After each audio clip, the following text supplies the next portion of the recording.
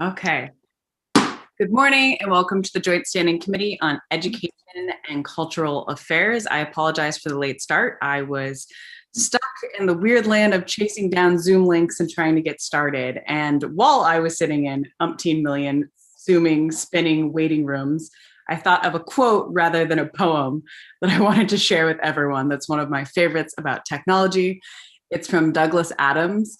And the quote is, "A common mistake that people make when trying to design something completely foolproof is to underestimate the ingenuity of complete fools." And that's how I felt while I was in the waiting room. But all joking aside, we'll get to introductions, and we have some special introductions this morning. First off, I am State Senator Maddie Daughtry. I represent State Senate District 24, which is the communities of Harpswell, Brunswick, Freeport, North Yarmouth, and Pownell. And I'll introduce my House Chair, Representative Brennan. Good morning, I'm Michael Brennan. I represent District 36, which is part of Portland. And Senator Woodsum. Senator Dave Woodsum, District 33, southwestern Maine, or along the New Hampshire border.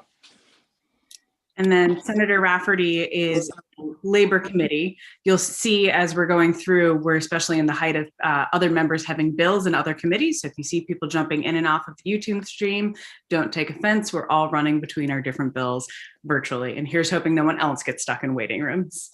Representative Crockett. Hey, good morning, everybody. Ed Crockett, District 43, which is part of Portland and part of Falmouth. Representative Dodge. Thank you, Madam Chair. I'm Representative Jan Dodge, House District 97, Belfast, Northport, and Waldo, in a healthy county, in a healthy home. Thank you. Good morning. Representative Lyman.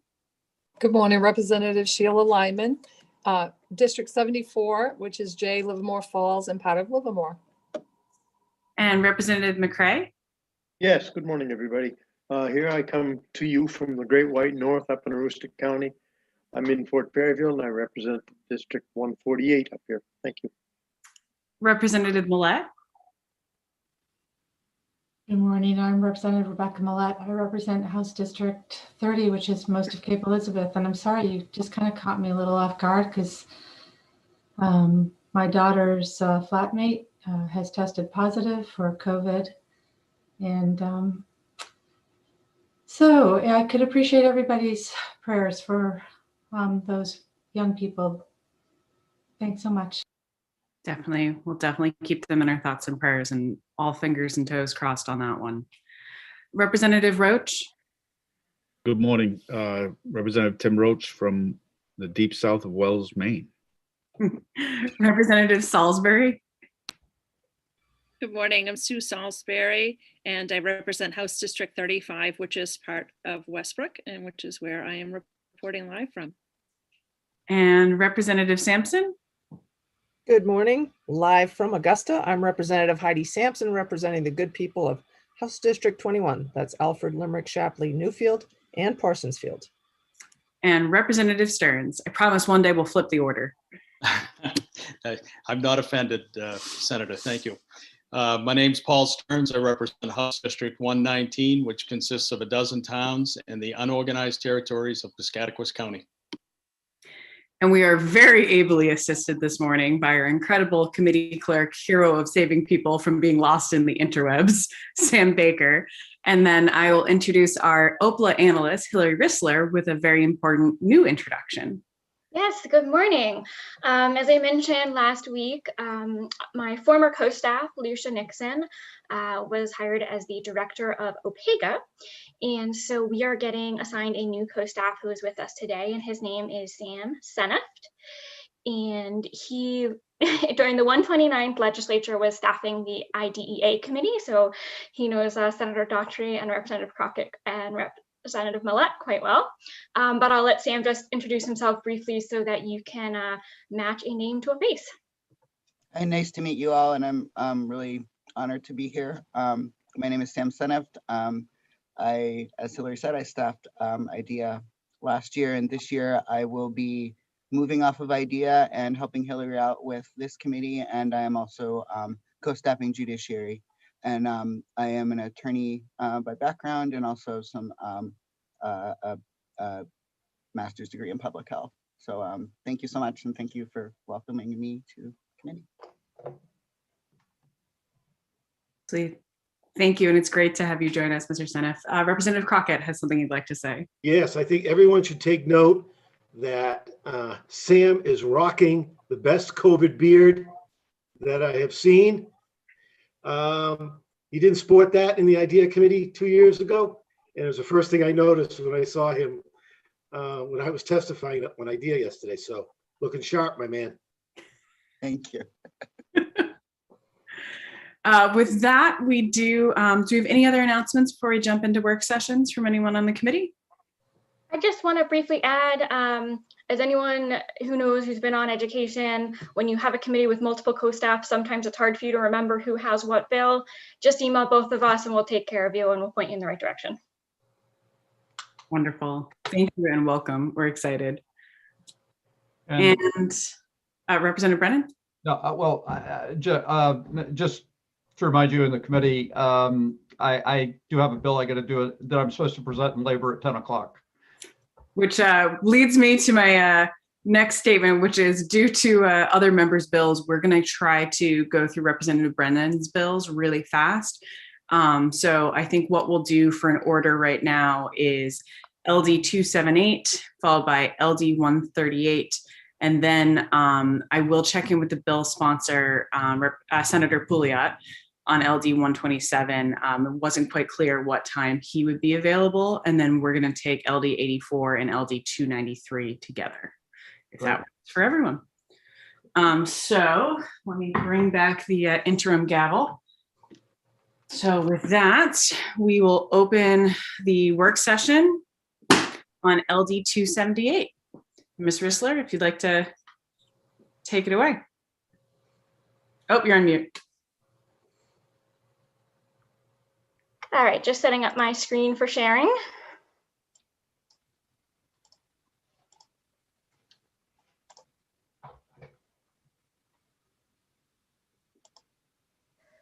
All right, how is that for size, or do you need it bigger?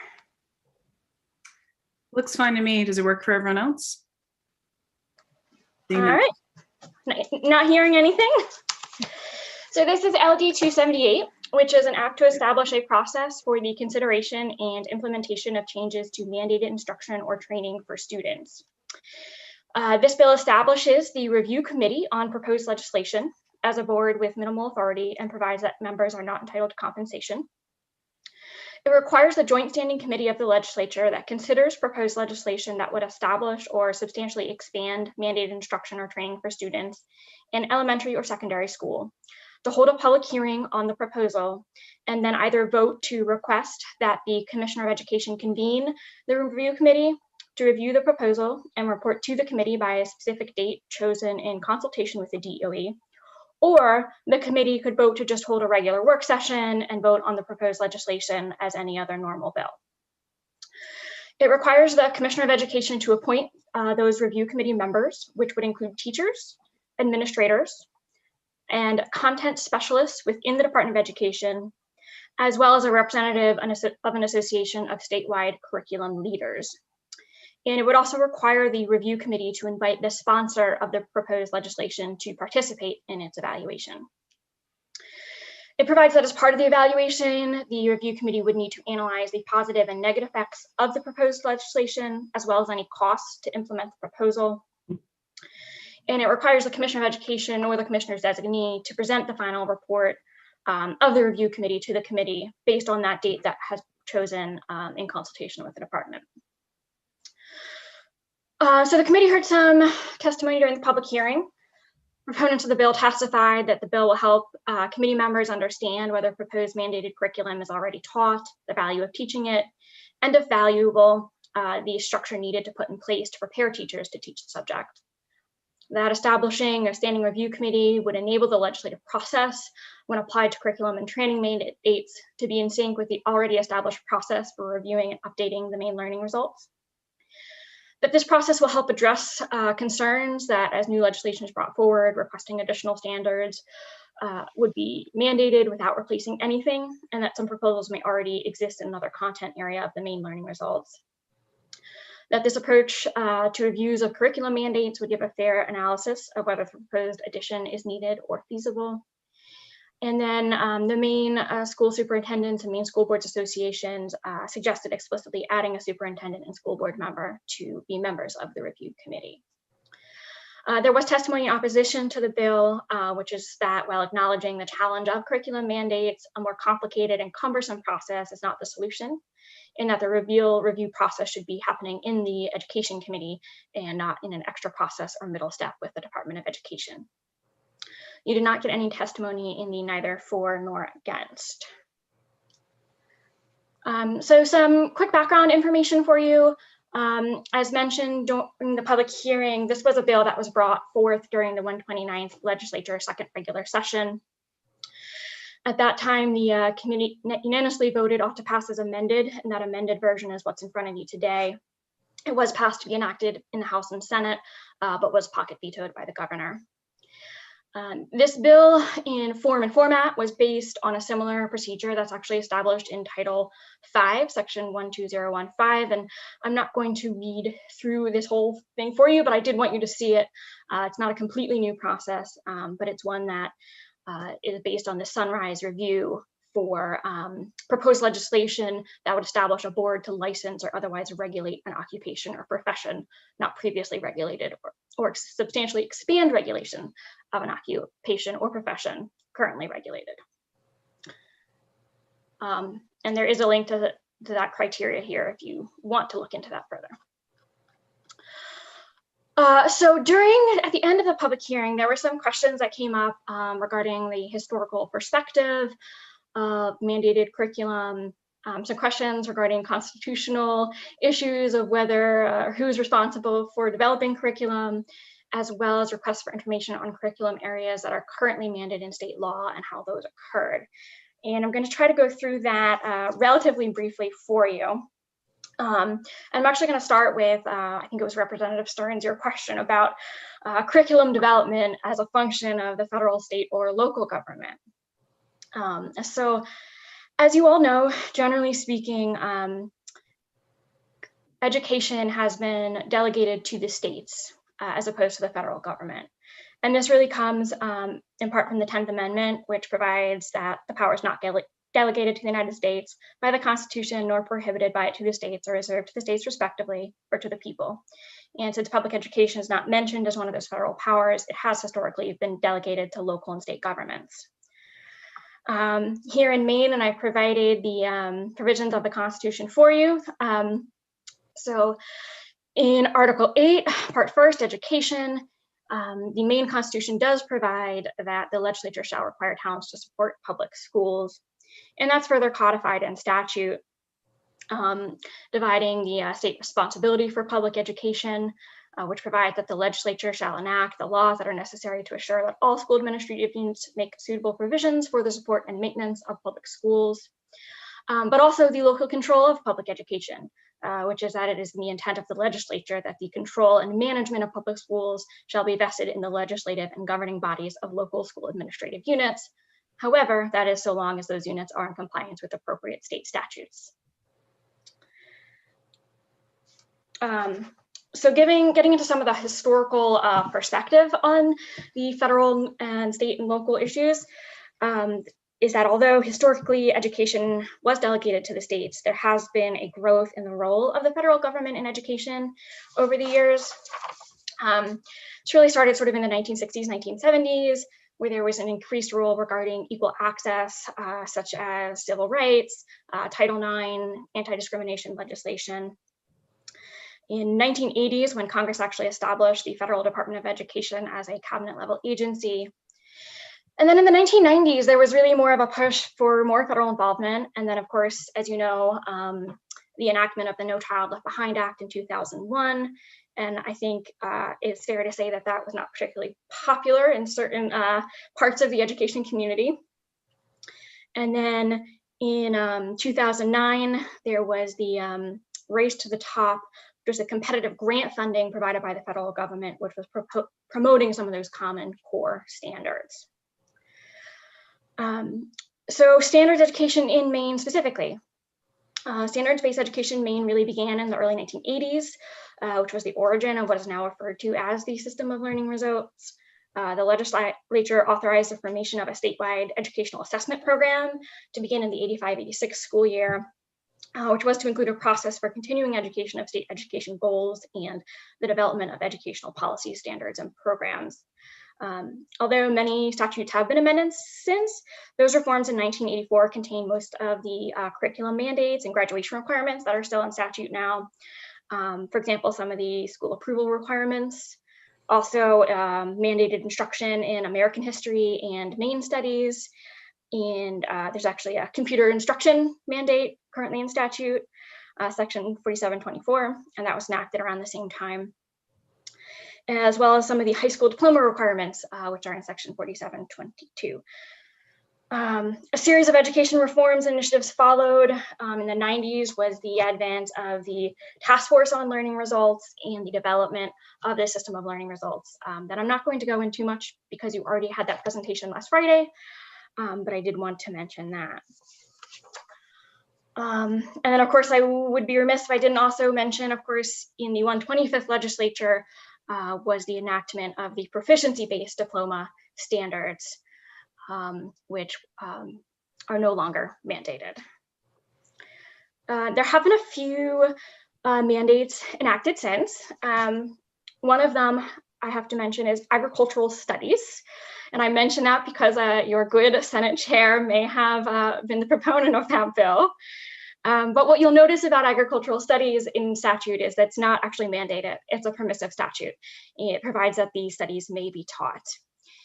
And one of the reasons, before I'd also just mention the other big one was personal finance. That's a bill that's come up numerous times over the past decade or so. It is now included in the social studies and history standards, as well as the graduation requirements. But what I was going to mention was something that actually came up on Friday. Representative Brennan had asked the department about the issue of potential state unfunded mandates. And this is one reason why you probably don't see as many curriculum mandates in statute. And it's because of this provision in the Maine Constitution that provides that the state may not require a local unit of government to expand or modify that unit's activities so as to necessitate additional expenditures from local revenues unless the state provides annually 90% of the funding for those expenditures from state funds. A legislation implementing this section or requiring a specific expenditure as an exception to this requirement may be enacted upon a vote of 2/3 of all members elected to each house. Generally speaking, many, if not most, if not all of the curriculum mandate bills do get flagged as potential state mandates. And they get flagged because requiring, requiring that instruction may be considered an expansion or modification of that school's curriculum. It has to go through that school approval, as the department talked about last Friday, and that may necessitate additional expenditures. There have been a few mandates in the last few legislative sessions. For example, in the 127th, there was an act to require education in public preschool and elementary schools regarding child sexual abuse. That was enacted with a 2/3 vote to exempt it from the mandate requirement.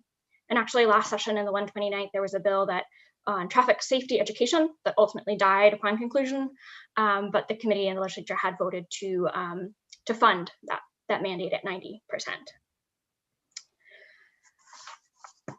So that's my brief historical perspective. Before I go any further, I want to just touch on two potential issues or technical problems. One of them has to do with the potential timing issue regarding legislative sessions. This is not something that the committee necessarily needs to amend the bill to fix, but it's something that the committee should be aware of. If a potential mandate bill, for example, gets referred early in the beginning of the first regular session, the committee could set a date before the end of that regular session to come back and report, and then the committee could decide what it wants to do with the bill. However, if perhaps the date set isn't until after the end of the first regular session, the committee would probably still need to hold a work session to vote and carry the bill over to the next legislative session. If the committee were to get a bill that they wanted to refer through this process at, for example, the end of the second regular session, bills cannot be carried over to the next legislature. And so even though you have this process in place, the committee would have to be cognizant of those timing considerations and whether they wanted to maybe pass a resolve with a report back and authority to report out or something like that. The second potential issue or technical problem has to do with a commonly accepted principle of law that one legislature may not, by enactment of a law, restrict the actions of a future legislature. Such restrictions, if they are to be binding, must be found in the main Constitution, United States Constitution, or federal law. This does not mean an attempt to bind may not be enacted, only that it lacks a legal mechanism for enforcement. Enactment of a statute purporting to require a future legislature to take a specific action is no more than an advisory expression of legislative intent, and a future legislature is not bound by the previous enactment. So what that means basically is that while this committee can pass this process, ultimately it'll be up to future legislative Education and Cultural Affairs Committee to determine whether to use it. And since the process itself includes a provision that the committee does not have to use this process, they can simply hold a work session and vote. That may not make much of a difference, but I did need to mention it. And with that, we do not have a preliminary fiscal impact statement, although I do believe last year that the department believed they could absorb this within existing resources. Thank you very much, Ms. Rissler. Representative Brennan, I think we had discussed something on this bill. If you want to mention it to the rest of the committee.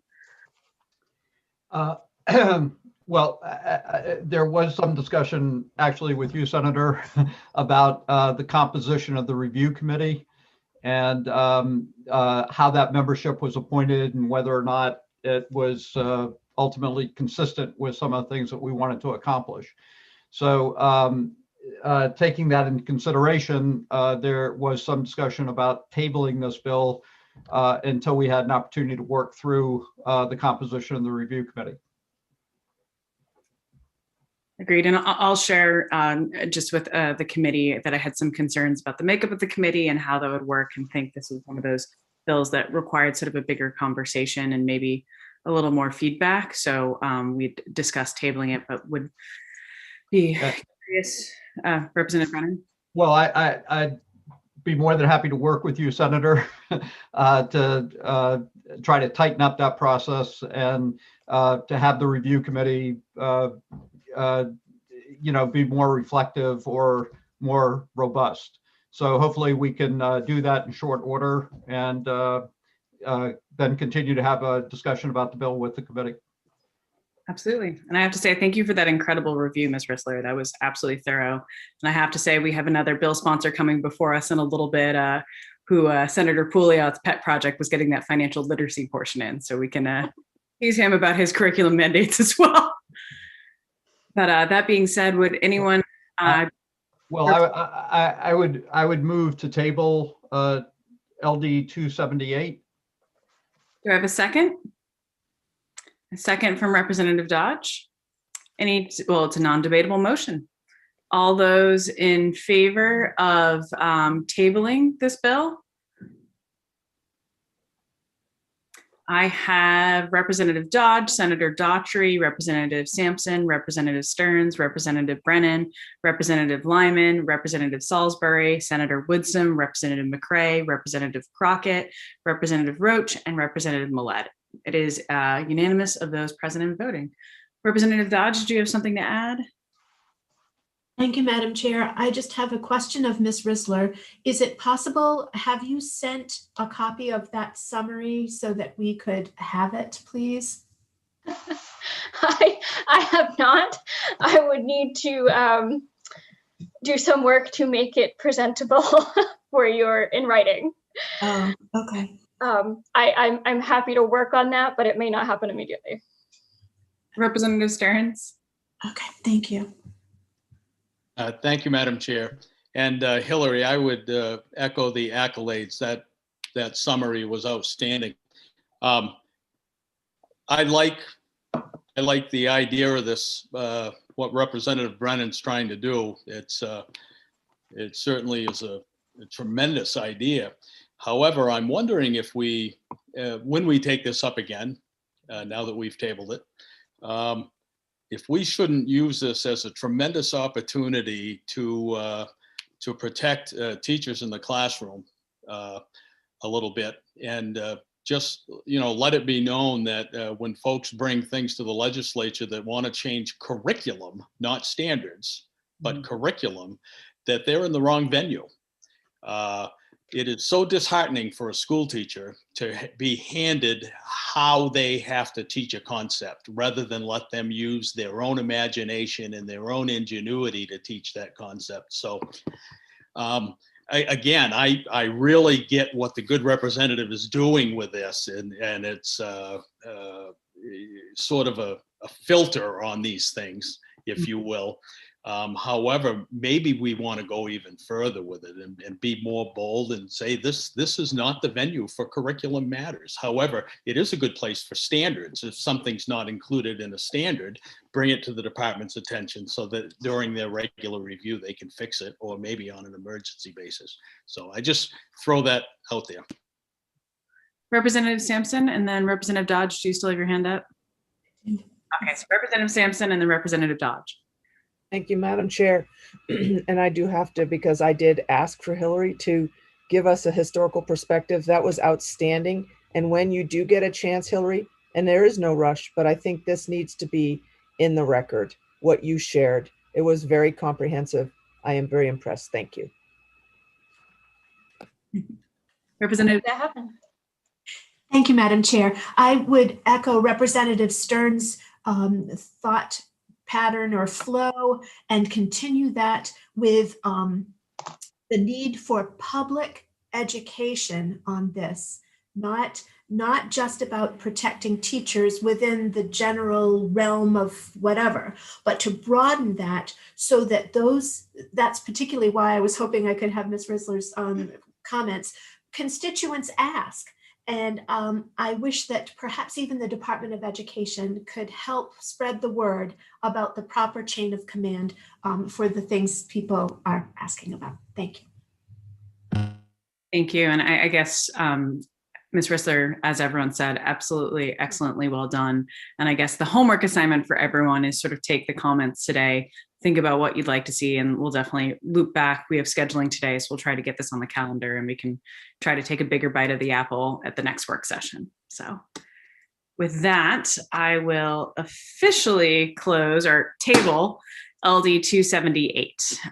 Next, we're going to open the work session on LD 138, an act to increase student reading proficiency.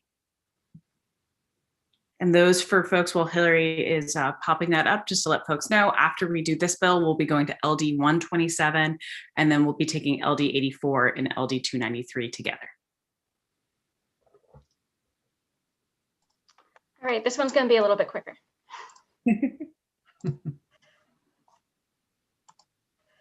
All right, so this is LD 138, which is an act to increase student reading proficiency. This bill, as originally drafted, directs the Commissioner of Education to establish benchmarks for reading proficiency for elementary students. And the benchmarks must provide that by 2025, 75% of students entering grade 4 will be proficient in reading. However, as you heard during the public hearing, the sponsor proposes to replace the bill with an amendment that would direct the Department of Education to conduct an analysis of reading assessment measures, locally established benchmarks, and reading achievement data available between spring of 2021 and fall of 2022, and reading instructional programs and resources being utilized by school administrative units. The department's analysis would be required to be focused on which measures, programs, resources, evidence-based practices, and educator supports are yielding student growth. The amendment also requires the department to provide 2 reports to the Education and Cultural Affairs Committee on its findings, apologies for the typo, on its findings and recommendations for improving student outcomes.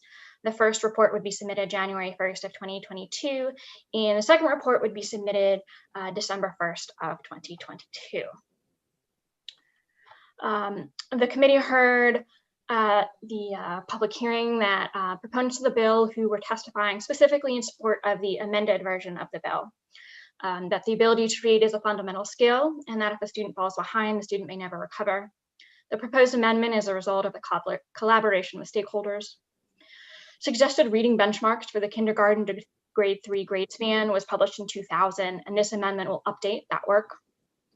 This amendment will help the committee better understand the reading proficiency of Maine students and empowers the state's education community to thoughtfully examine what is working in schools for which learners, highlight best practices, allow for the intentional and strategic plan for professional learning, and encourage collaboration between the department and schools. And they also testified that taking the time to delve into the data will allow the department to identify which measures, programs, resources, evidence-based practices, and educator supports will yield the desired student growth in reading. There was one person who testified in opposition to the bill regarding the fact that the bill did not allow for the inclusion of a particular research work on reading proficiency. There was no testimony neither for nor against. 2 issues for consideration. One is regarding the authorization for the committee to report out a bill upon the receipt of the report. There's actually 2 reports here, and so the committee may want to think about whether they want authorization to report out on both reports or just the final report. I will note that pursuant to joint rules, Joint Rule 353, committees that receive reports that are required by legislation do have some authority to report out bills without specific authorization in the resolve itself. However, over the past few years, it's definitely become common practice to include that in the bills, and there's no reason not to if you would like to include it.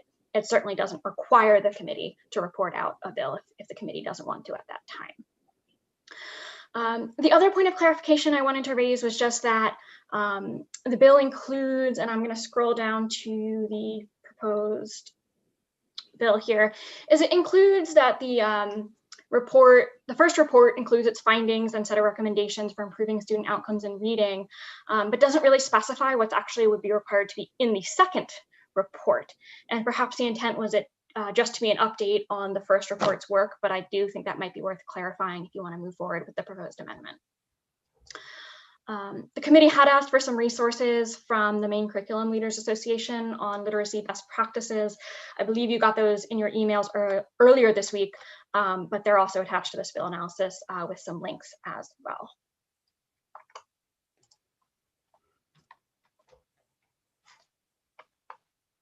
Okay. Representative Salisbury? Thank you, Madam Chair. If we can just go back and talk a little bit about, Hillary, if you can explain about the piece about reporting out on the reporting out newbie question. Can you just talk a little bit more about what that means exactly? You said they Sure. I don't really quite understand that. Thank you. Sure, yeah. So regarding the joint rules, so there's a joint rule 353, which is very specific to legislative studies, but it also defines what a quote unquote non-legislative study is.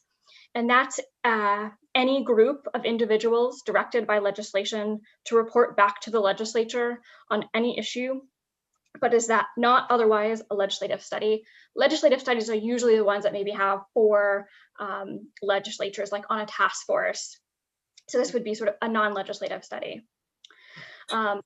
When you have these non-legislative study groups, those groups themselves cannot introduce any sort of legislation. As you know, only legislators can submit proposed legislation.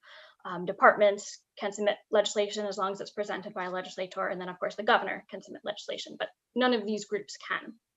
However, the rule provides that upon receipt of a report submitted by a legislative or non-legislative study committee or group, the joint standing committee to which the report is submitted may introduce a bill during the session to which the report is submitted to implement its recommendations on matters relating to the study. Okay. And the way this happens in committee, basically, usually as a report comes in, the committee has authorization either through this process or right in the bill, putting language that says, upon receipt of this report, the committee may report out a bill to the 1/30th second regular session or the 1/31st session. So when the committee gets these reports, they can vote and say, great, thanks for your report, we don't need anything else. Or the committee could say, yes, we want to report out a bill, we want to implement some recommendations. And so the committee would vote. And that's how they would report out a committee bill. Sometimes the committee will report out a bill just to have it be referred back to committee for a full public hearing and just be worked like any other bill. Sometimes if the committee feels that's not necessary, the committee can actually report out the bill straight to the chambers. Okay. All right, thank you very much. That makes sense. Representative Stearns? Thank you, Madam Chair. Once again, I really concur with Representative Brennan that we need to examine what works and what doesn't work, and why in a statewide fashion, why we're not moving the needle. However, a couple of things. Many local areas, small pockets, have had excellent success using some of the strategies that are out there. They're really data driven, and they're working with each individual student, and they're doing a nice job unlocking what's happening. And I think this bill seeks to identify what works and what doesn't work. I'm wondering though, if prior to a motion on this, if we could hear from the department about whether or not we need a group, or do they have this readily available and they could just bring this together and bring it forward without a study group, without report backs. It's their job. It's what they do. And we have some excellent literacy folks in the DOE. So either after the motion or before the motion, I think it's important for us to hear from the experts at the department. Absolutely. I do see that we have Beth Lambert in the attendees. So what I'd ask, Beth, I can let you in, but if there's anyone else from the department, if they would just raise their hands in the attendees portion. Okay, we've got Danielle Saucier. I'm going to move you over. I think Leanne Larson as well. Yes. Oh, there she is. I had to scroll down. My apologies, Ms. Larson. She's the one you heard from at the public hearing. Good morning, Ms. Saucier, and good morning, Ms. Larson. I don't know if you were able to hear Representative Stearns' comments, but if not, he can repeat them. But otherwise, we'd love to get your take to Representative Stearns' question. And then we have a question from Representative Dodge. Definitely. So good morning, everybody. Thank you for that thoughtful question. So I definitely want to reassure the committee that yes, we do spend a lot of time interacting with school systems across the state, and our literacy specialists within the department have a good sense of many of the practices that are going on, but it has been a considerable amount of time since the department has engaged in this type of an examination, where we have collected across the state from all of our school systems this type of information. It's also, I think, an opportunity for the department to be able to more carefully identify which of those practices seem to be working best for various populations in our state, and to be able to ask some questions about what is needed by our schools and our educators in order to be able to advance those practices that are achieving the desired results that we most certainly want to see for our young learners.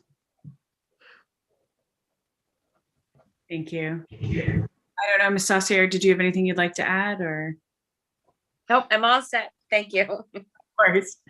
I had Representative Dodge followed by Senator Woodson. Thank you, Madam Chair, and thank you, Department of Education reps, for being here. My question that just popped into my head was around the number of RSUs that currently employ a reading specialist. This was something that we did in our school system to address low test scores. So as we proceed, I hope we might have some idea about that. Thank you.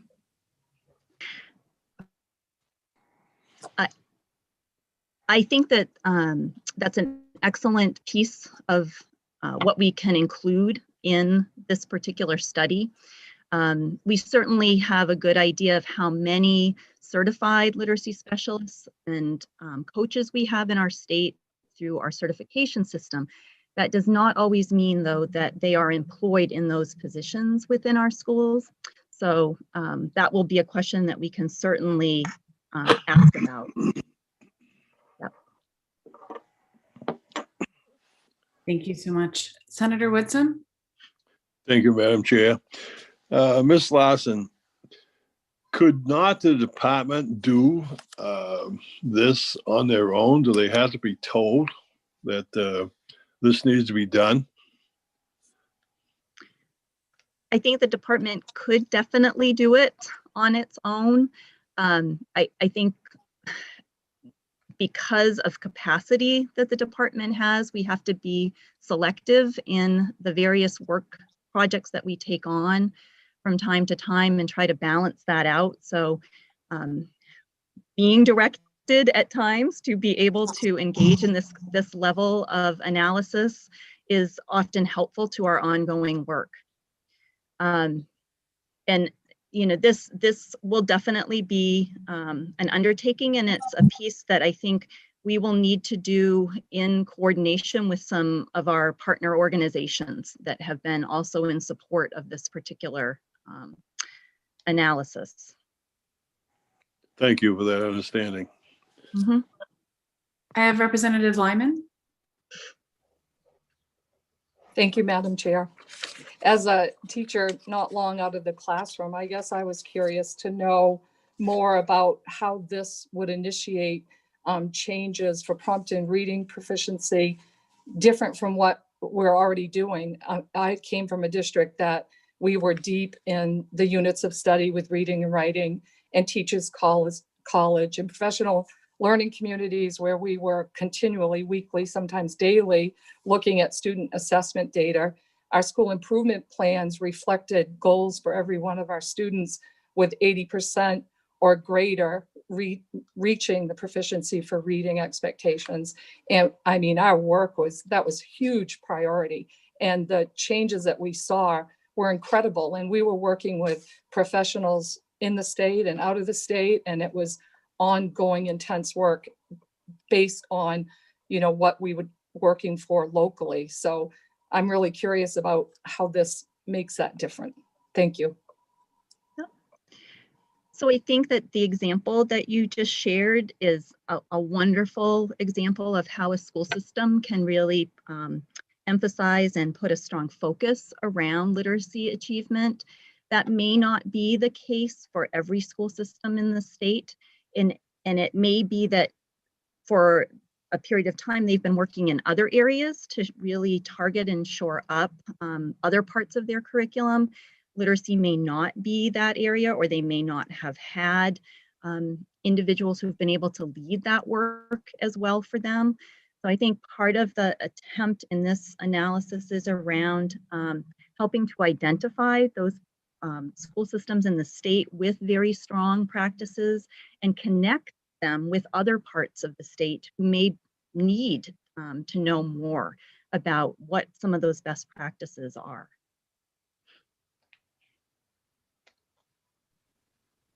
Thank you. Do you have a follow-up, Representative Lyman?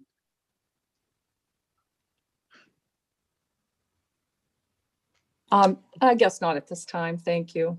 I'm just, you know, I'm really curious that the differences it would promote. And I'm coming from a district that saw wonderful changes in accomplishments students were making in reading as well as other content areas. So thank you. Absolutely. Do I have any more thoughts or any more questions for the department while we have folks here? Seeing none, thank you both for your time. I'm going to move you back to the attendee role. It does feel a bit like Alice in Wonderland going down the rabbit hole. With that. Any other thoughts, comments, ideas?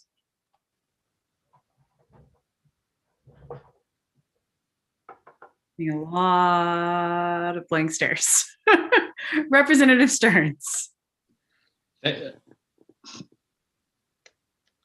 Am I on? Yes, you're good. Oh, good. Thank you, Madam. That was really good for me to hear from Ms. Larson.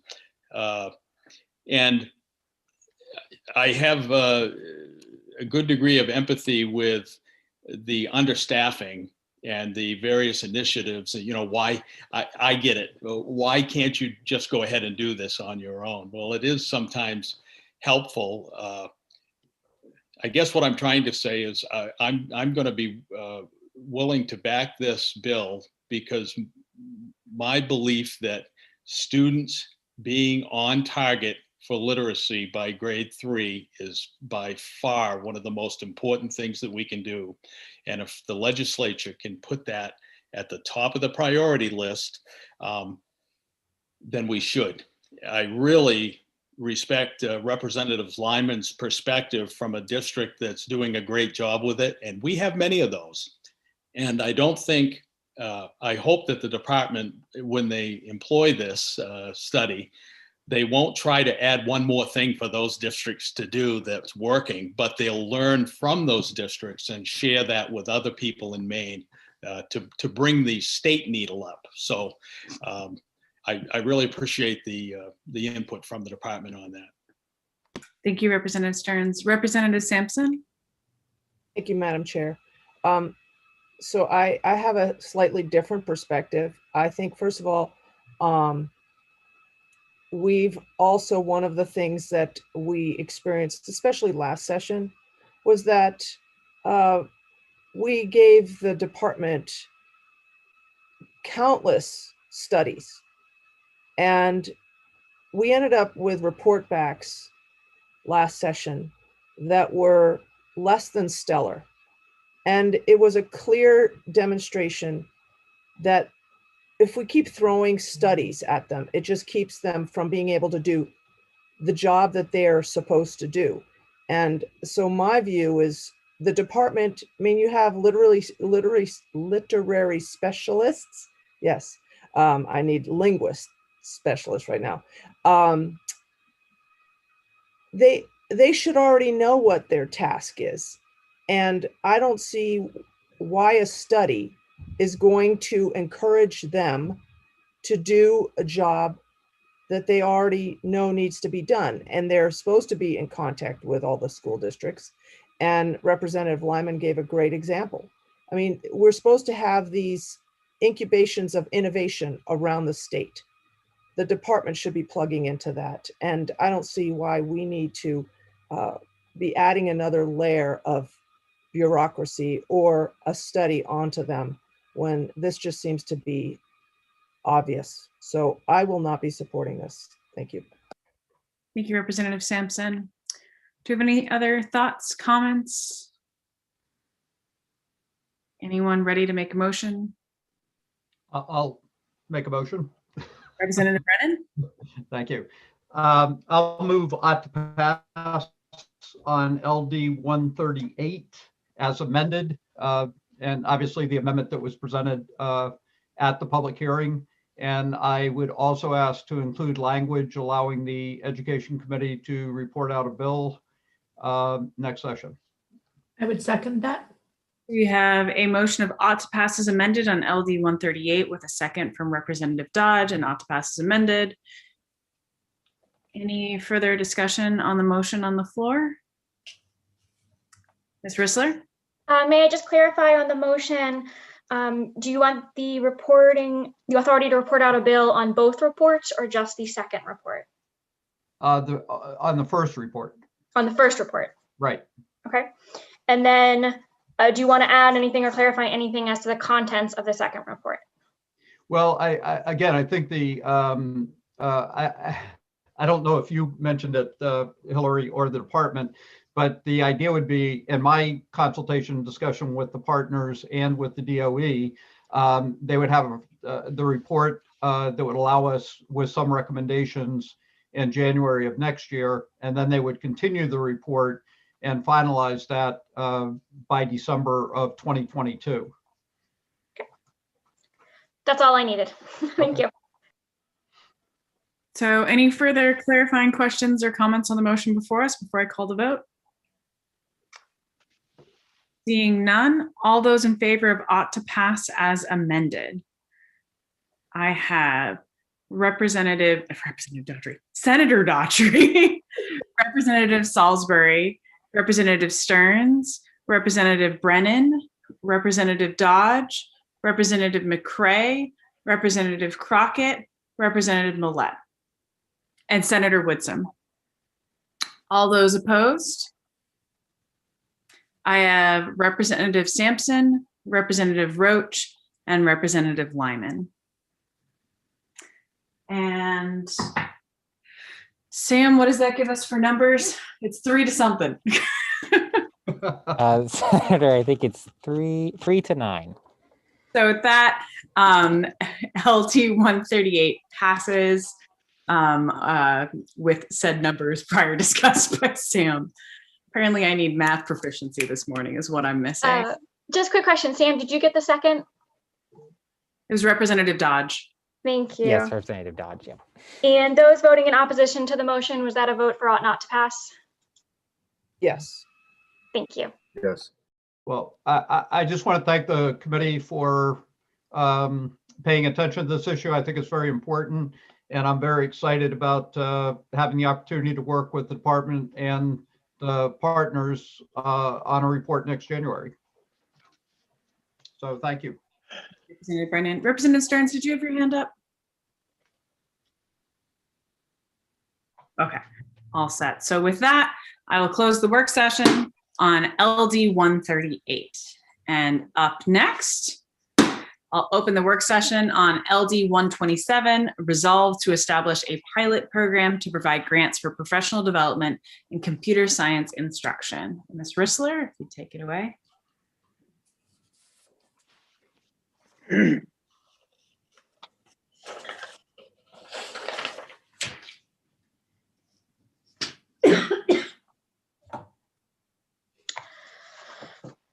All right, this is, as you said, LD 127, resolved to establish a pilot program to provide grants for professional development in computer science information. This resolve establishes a 2-year pilot program to provide grants for this professional development. The funds would be distributed through a grant process. Applications for grants would need to include how the local education agency will engage new and existing teachers with minimal or no background in computer science instruction in professional development opportunities in computer science instruction, use research-based or evidence-based best practices for high-quality professional development, engage and support historically underrepresented student populations in computer science, provide teachers with hands-on inquiry-based practices, and engage, involve, or partner with outside organizations, including but not limited to the business community, nonprofit organizations, and private entities. The bill provides that the funds may only be used for high-quality teacher-developed professional development for pre-kindergarten to grade 12 computer science pedagogy and content, and any local education agency that receives funds must submit annual reports for the duration of the grant, so presumably 1 report for each year of the program. During the public hearing, the sponsor did propose an amendment to this particular section of the bill that would provide that a majority of funds in the grades 9 to 12 would be used towards professional development for courses that may lead to college credit for a high school student. The bill would permit the fund to receive funds from the state, federal, and other sources, including private citizens or corporations or other entities. The department would report back to the Education Committee no later than January 1st of 2023 on the pilot program and any recommendations. The bill does include an emergency preamble and clause. This is pretty typical for these kinds of studies or pilot programs, given that they're 2 years long and there's generally a desire to get them up and running as quickly as possible. However, as you do know, emergency preamble will require a 2/3 vote for passage. Proponents of the bill testified during the public hearing that there is job demand in the computing field, but data shows that only 56% of Maine public high schools teach at least 1 computer science class. That the biggest barrier to offering more computer science is the lack of funds for preparing teachers, and that this resolve would help by improving instructional capacity and expanding access to computer science. This would provide more training and professional development for teachers in computer science and would align with the department's state plan for computer science. We did provide the link to that plan, and I think you actually received it from the department in the public hearing testimony as well. The pandemic has demonstrated the importance of technology infrastructure, and that while there is potential for inequities with the grant-based funding, this program would be an important step toward broader incorporation of computer science literacy skills. There's the potential to use grant funds for teachers to dovetail computer science into the existing school day, as well as a suggestion to encourage funding not only for college credit, but for any alternative credit such as certifications and badges. And there was some concern about where the funding is coming from and whether it can be sustained. There was no testimony in opposition during the public hearing, but there was some testimony neither for nor against, again, regarding concern about the inequities of grant funding, and that it's not clear from the resolve where the money is coming from, if it would be coming from somewhere else in the education budget or how much would be appropriated. So some quick background information. During the 129th legislature first regular session, the committee had in front of it LD 1382, which was a resolve directing the Department of Education to study and develop a state plan for computer science instruction and professional development. And the committee did vote that through, and the committee received a report from the Department of Education, and I think I included that when I emailed this out this morning to you. It's also available up on the committee website in the section about reports from the last legislature. And this was a case, as we actually discussed in the last bill, where during the second regular session, the Education Committee voted to report out a committee bill that would establish this pilot program to provide grants for professional development in computer science instruction. And that is the same as the resolve that you see in front of you today. One of the questions that had come up during the public hearing was about what a fiscal note would look like for this. So last session, the committee had voted to include an appropriation of $250,000 in each year of the 2-year pilot program. The committee bill, unfortunately, was never reported out of committee when the legislature adjourned in March, and therefore it died in committee at the adjournment of the second regular session. So in regards to what a fiscal note might look like for this, when you're talking about these sort of grant programs, it's really up to the committee. The committee can think about what the committee would like to appropriate. This particular grant program, as I said, the fund can also accept funds from private corporations or private citizens, but the committee could certainly consider as part of your deliberations if you want to move forward with the pilot program on what sort of appropriation you would like to add to the bill. The committee had also asked for some information from Amanda Oxley from Educate Maine, and she provided a list of organizations and businesses that have pledged to support the CS for Maine Coalition goals and objectives. That list is attached here, and she also provided a link for more information on their website. As I mentioned, preliminary fiscal impact statement is not yet determined, and it would really be up to the committee to determine what sort of appropriation if you want to move forward with the pilot program.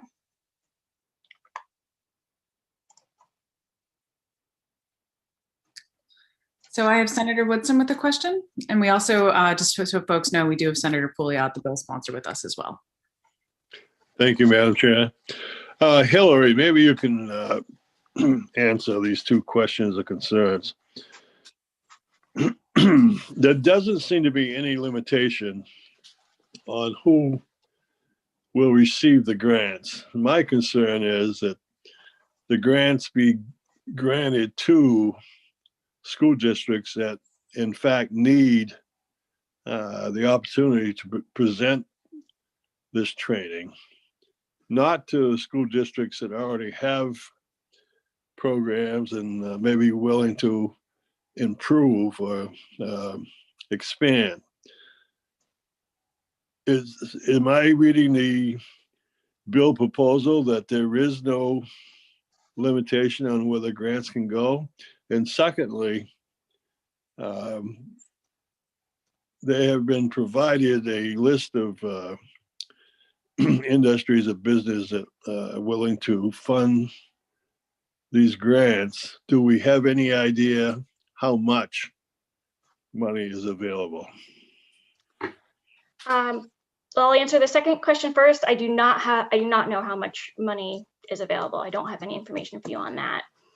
On your first question regarding going to schools specifically that don't have computer science instruction, you are correct in reading the bill that that is not one of the contingencies, although of course that's something that could be amended into the bill if you wanted to pursue that.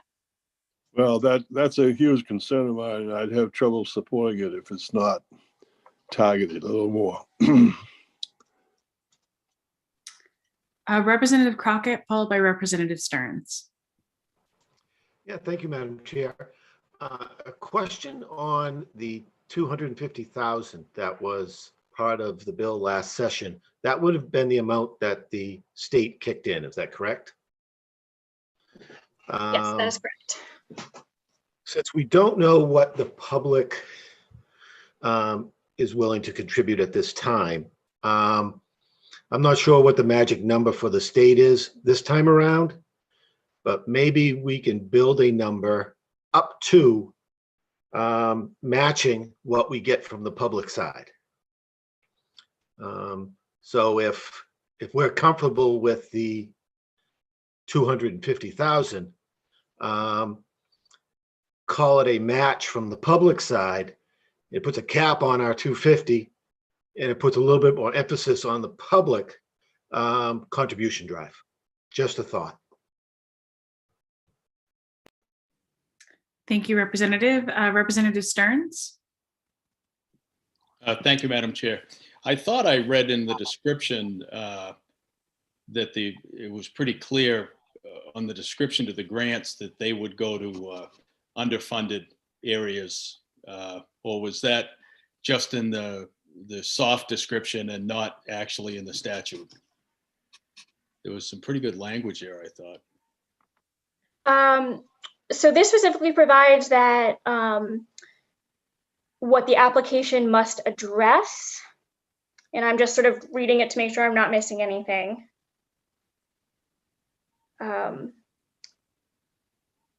And I don't know if Senator Puglia can correct me. I think what you might be thinking about is actually a different pilot program that you discussed in this committee regarding I'm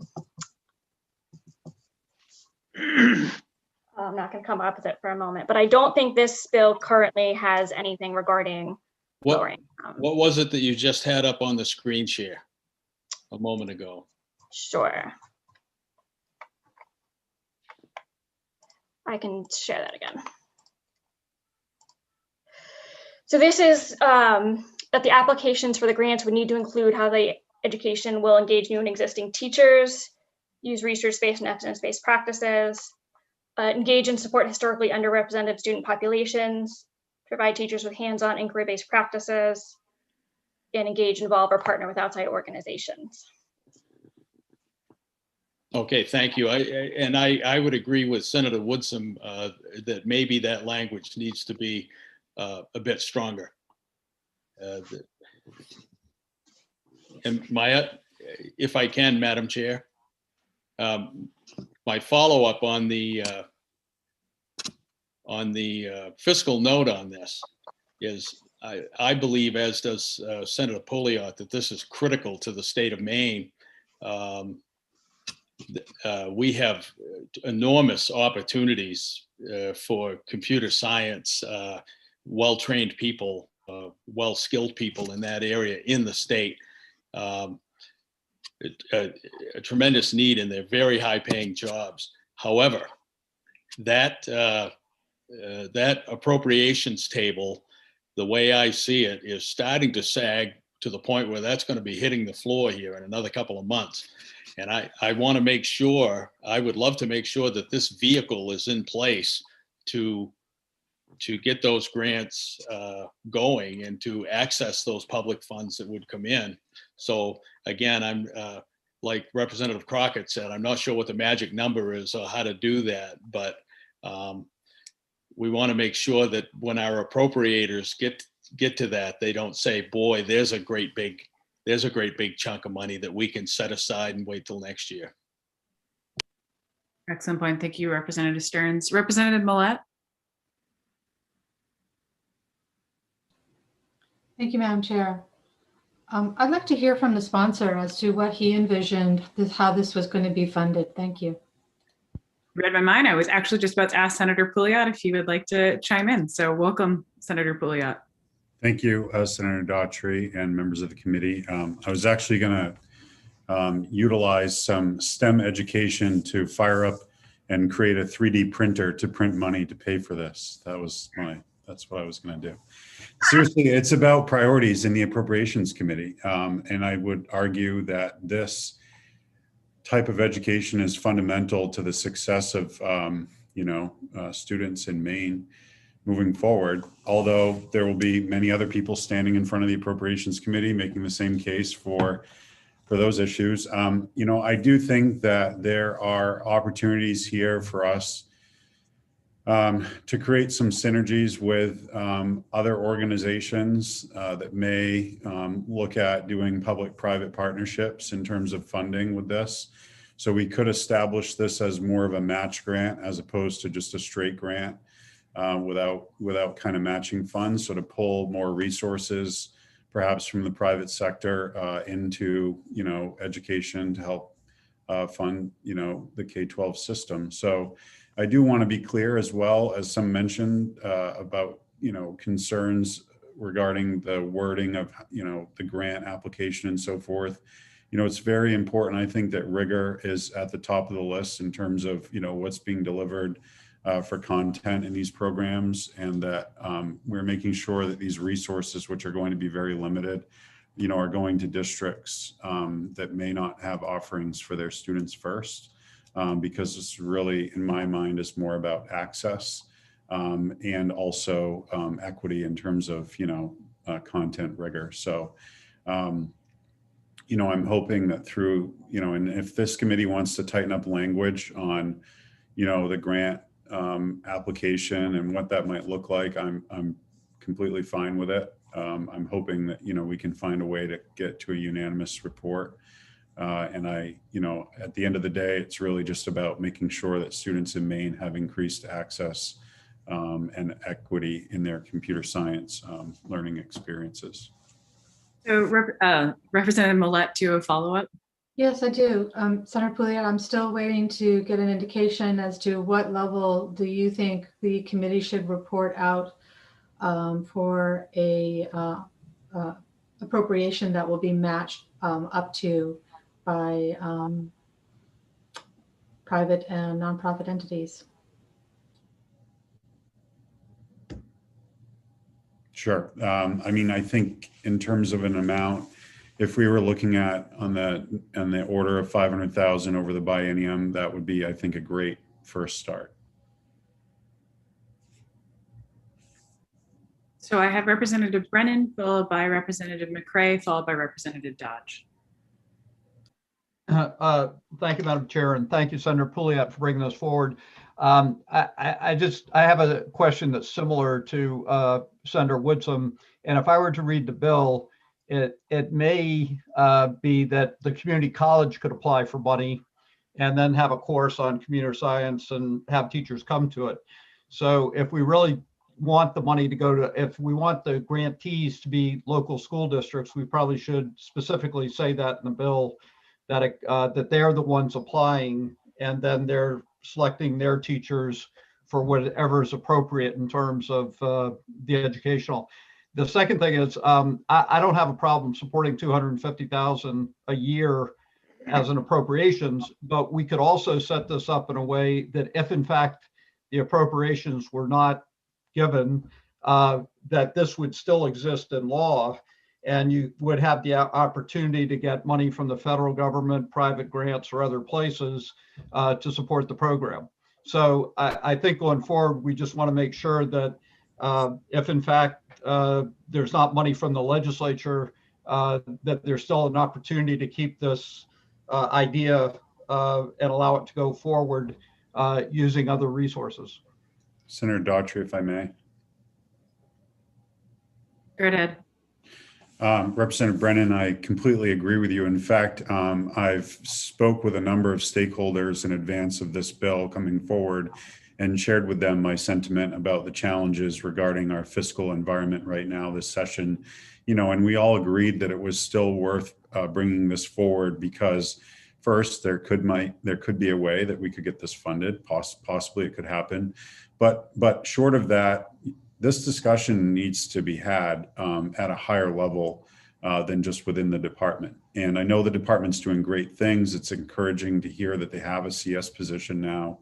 These are all great things, but I agree with you completely. Even if we don't get an appropriation for this, we should still continue looking for ways to make sure the pilot program exists, and then that the report back that's established in the bill is something that we can get back, so that this committee, the Education Committee, which I dearly miss, though I'm glad we're not meeting in person because I'm saving a lot of money on candy and bonbons and stuff to give to you guys.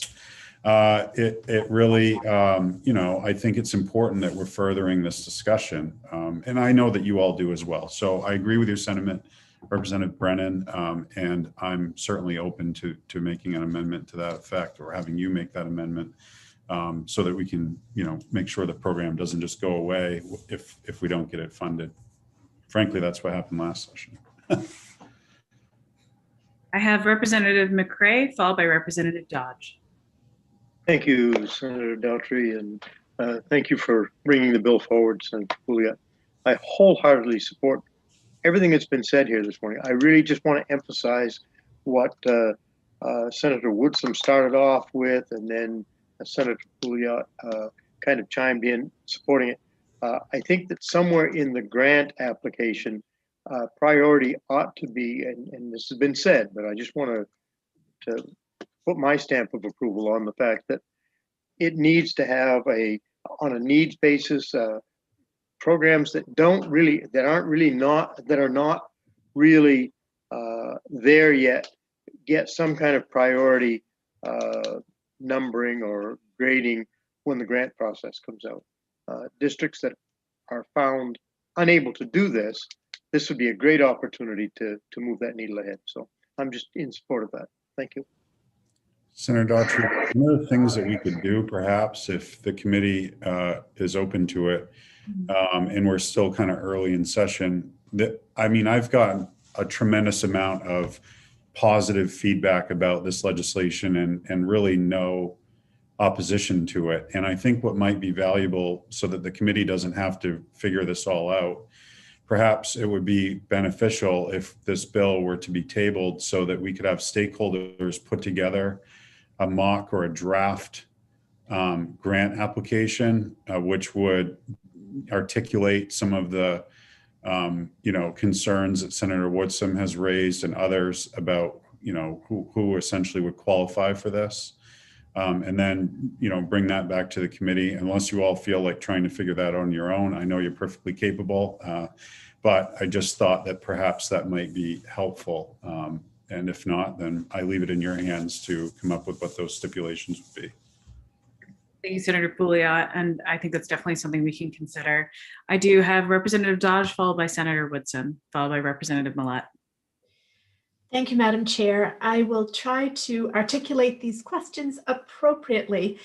I agree with, I support this bill wholeheartedly. I believe Representative Brennan's language question may have been directed at the phrase local education agencies.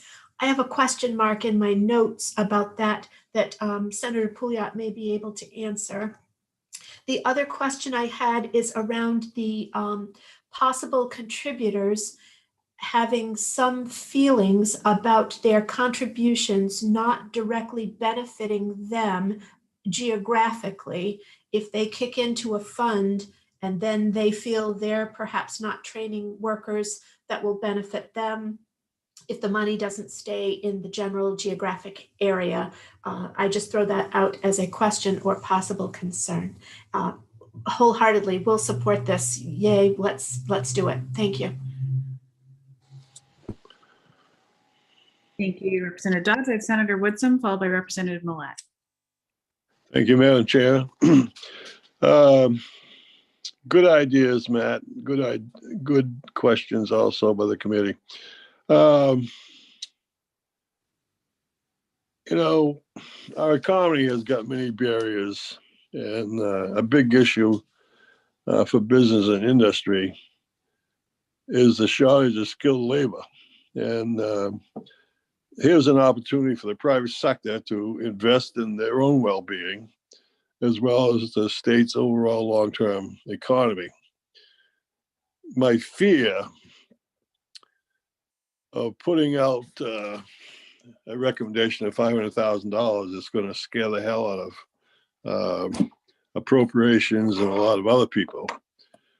So I like the idea of us tabling this thing, give you a chance to talk with possible donors and revisiting this amount of money that we could be requesting from the state. So I support delaying this bill a little bit, get more information. Thank you. Thank you, Senator Woodson. Representative Millette? Thank you, Madam Chair. I think that if, as much as I appreciate the offer to have a outside groups draft what an application would look like, I think it's better coming from the department, who is going to actually have to interpret Maine statute. Right? I mean, an outside group can create anything that they want, but actually it has to follow what we, if it's done in cooperation with the department, I would support that. And I think we definitely should probably look at tabling and get this other information as well. Thank you, Representative Millette. I would just echo what Representative Millette said, as well as Senator Woodson, and I appreciate the idea, Senator Pouliot, of just giving this a little bit of a rest to sort of work out some of the more sort of fine details. It seems to be, I saw some nodding heads while all this was being said, so it seems this is the direction we're moving in. Does anyone have any thoughts, anything else they'd like to add? Senator Daughtry, I just wanted to mention that one of the Department of Education computer science specialists who submitted testimony to the committee on this bill is in the attendee list. I don't know if they want to speak or if you want them to speak, but I would mention that they are there. It's Emma Marie Banks. Thank you. Chair, are you ready for a motion? I am ready for a motion at this time. I move that we table. Do I have a second? We have a motion to table. That's a lot of seconds. So not sure who put their hand up first. So whoever can say second first gets it. And then it was quiet. Come on, guys. Second. Has seconded the tabling motion. All those in favor of tabling the motion? It is unanimous of those present and voting, to make your life easier, hopefully, Sam. And with that, I will close the work session on LD 127. Thank you, Senator Pouliot. We will circle back and look forward to getting the information we discussed and, getting this back on our work session calendar.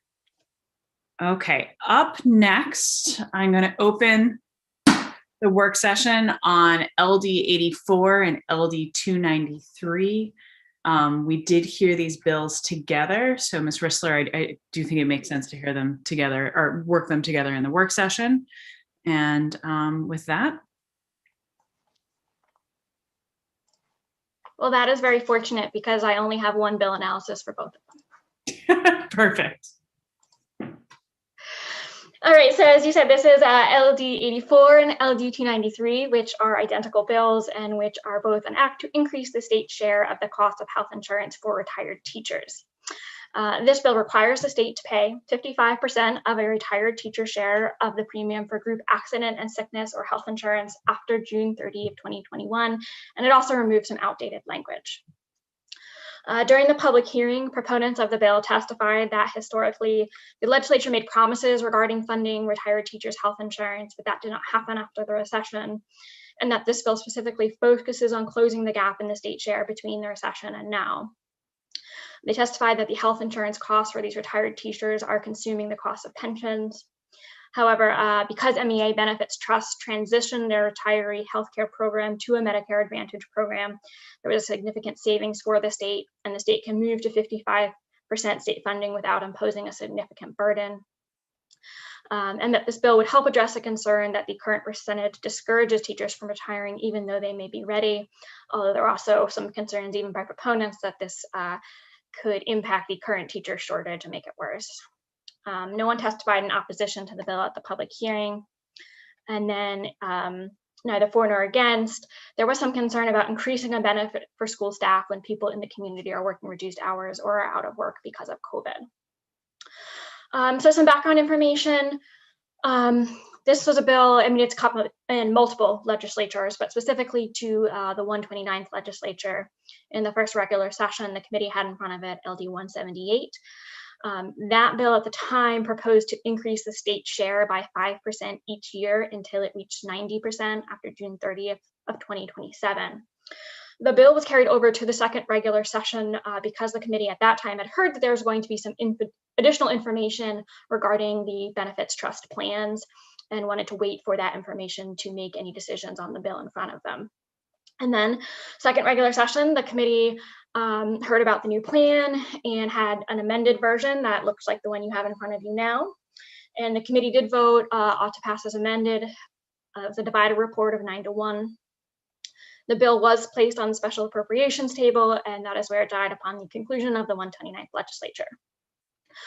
So I'm going to jump ahead real quick. So there was some requests for some additional information about WEP, or the windfall elimination provision, as well as a government pension offset, and background information on Medicare eligibility. I believe I sent this information to you previously, and I hope it was helpful. I'm not going to go through it all now.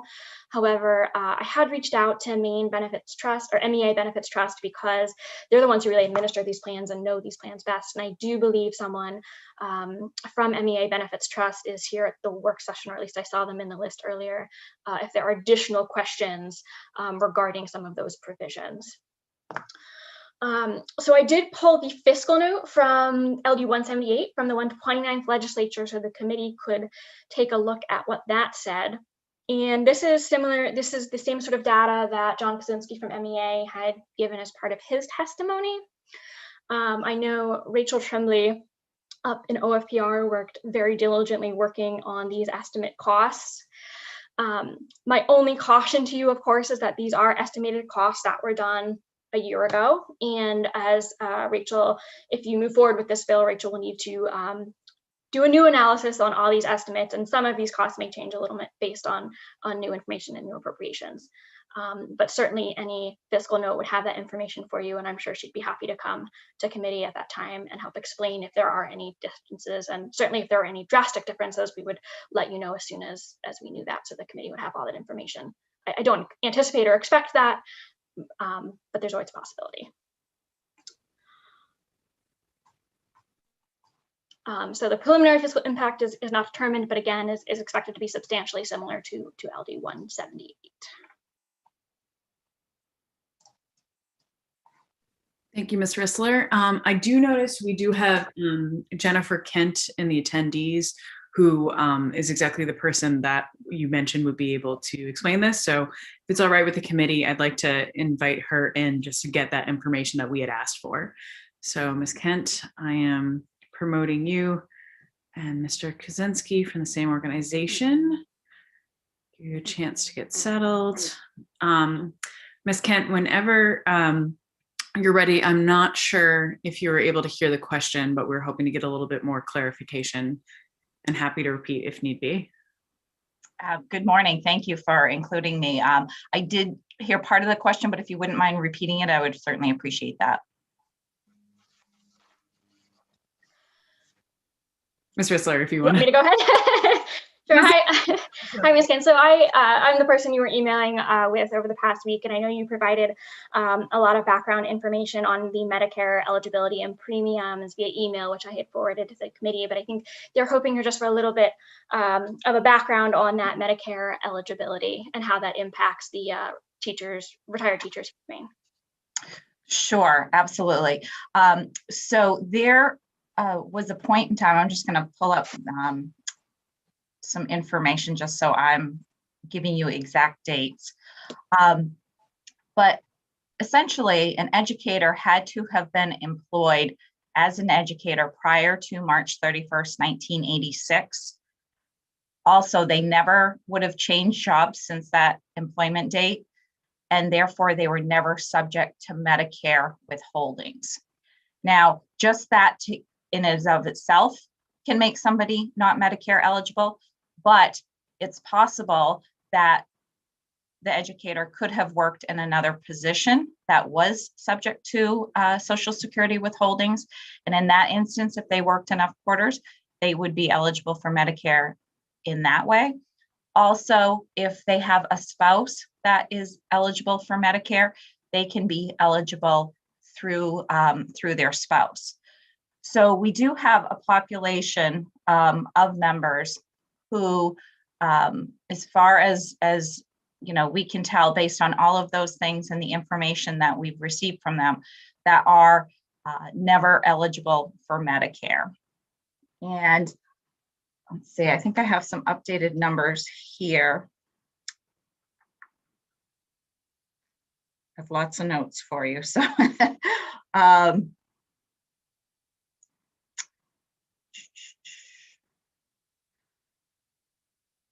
we have about just slightly over 1,000 retirees that are on the plan that are not Medicare eligible and that are receiving the 45% contribution.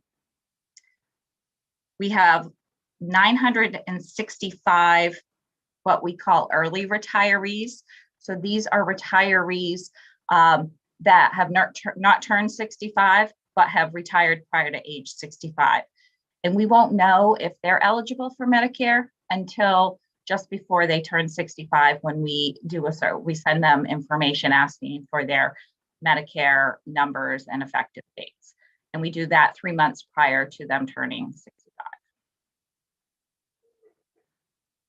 All other retirees upon turning 65, we transition them from what we consider to be our active plans, which are the same plans that are available to them when they're actively working in the school districts. At age 65, we transition them to what we now have as a Medicare Advantage plan. The Medicare Advantage plan went into effect on July 1st, 2020. So I'll pause there and see if you have any other questions on that piece. So the Medicare Advantage for 2020, that portion is just for this new current group of educators, correct? It's on all retirees that are on Medicare. And so that number, just to give you an idea of how many retirees that is, let's see.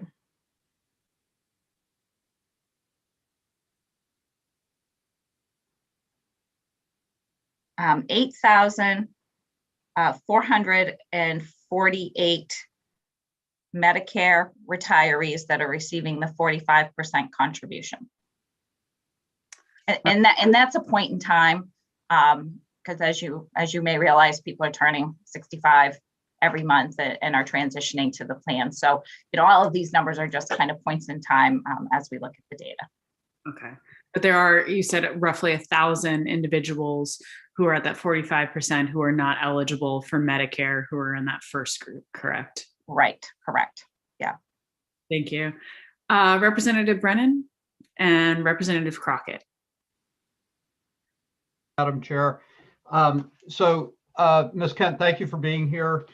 So if I were to assume, or tell me if my assumption is right, of those 1,000 retirees that are not Medicare eligible and are buying into their local healthcare plan from the school district they've retired, their premium, I'm assuming, would be noticeably higher than those that are in the Medicare Advantage program.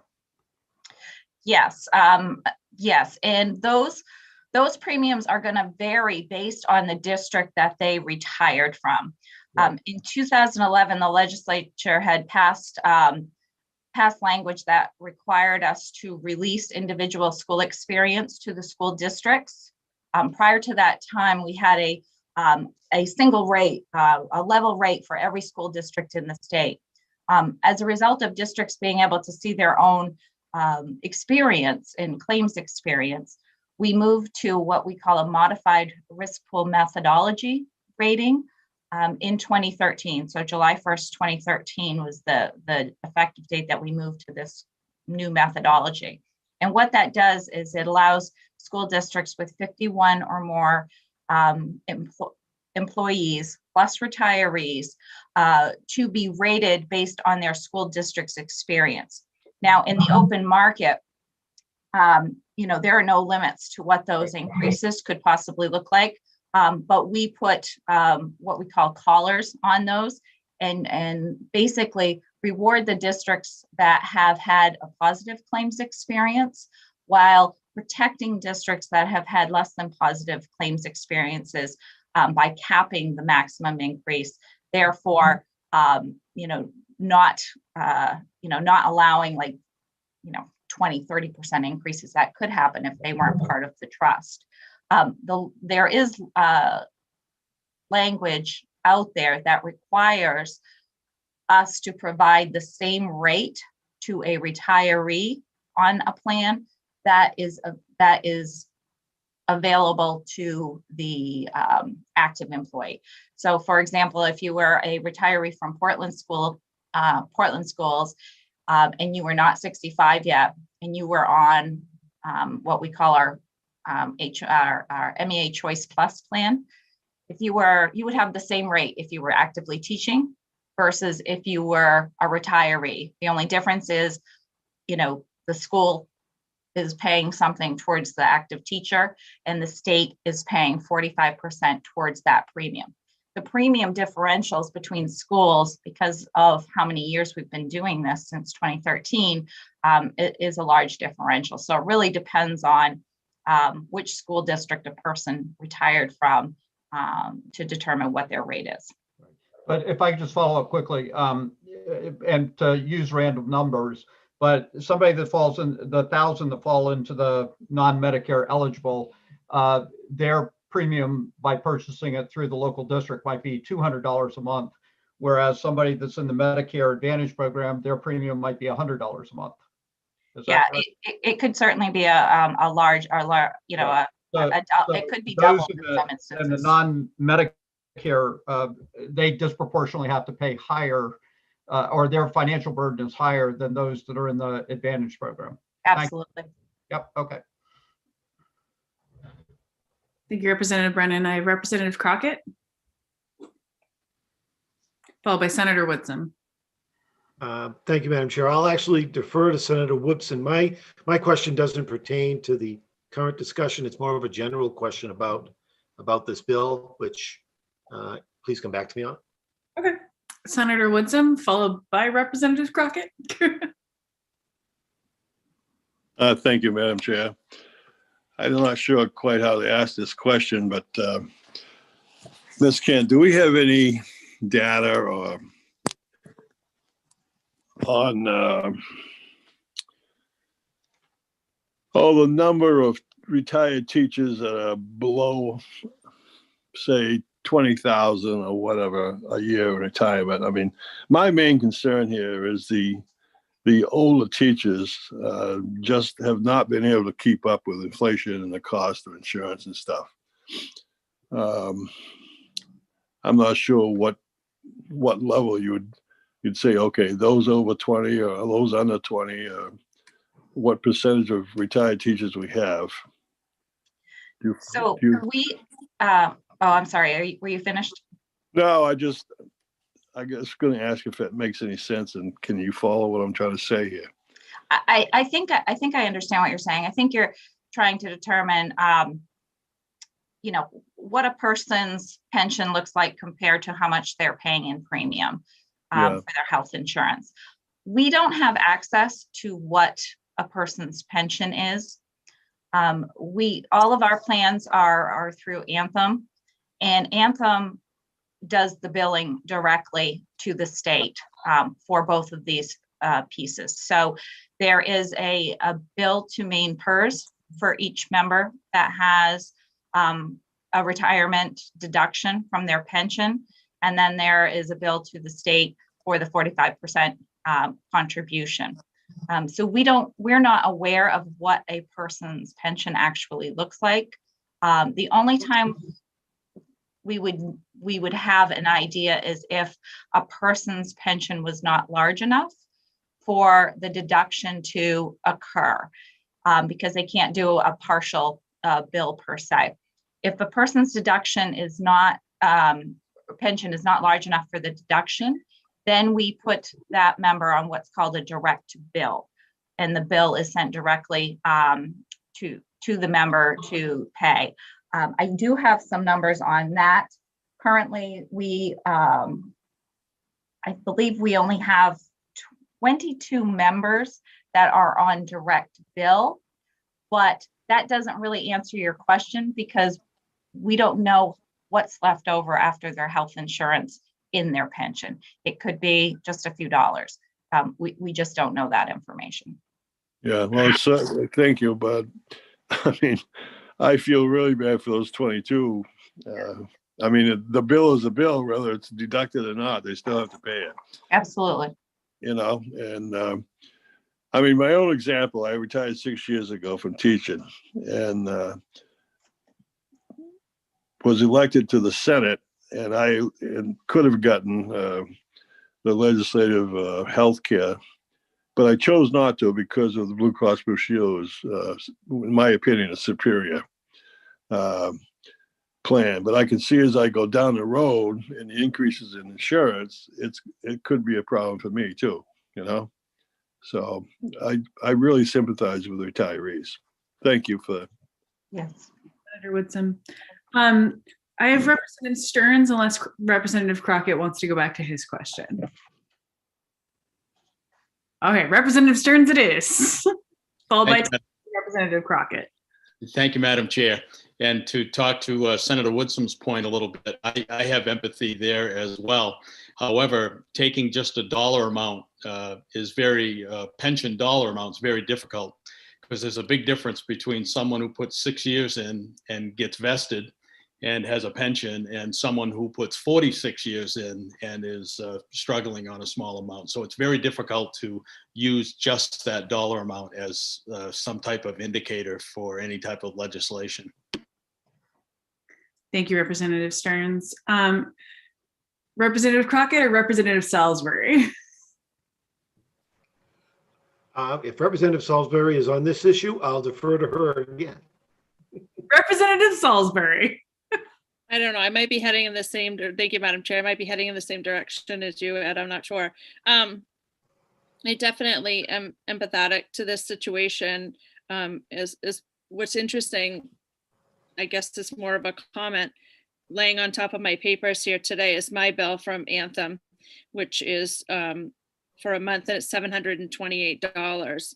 And so I'm also empathetic to the other people in the state that are struggling with huge insurance bills.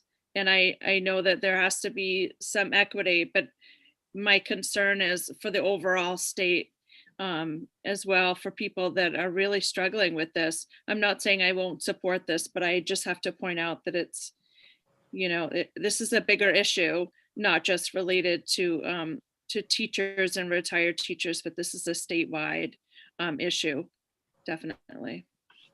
Thank you, Representative Salisbury. And Representative Crockett, I'm going to jump in line ahead of you.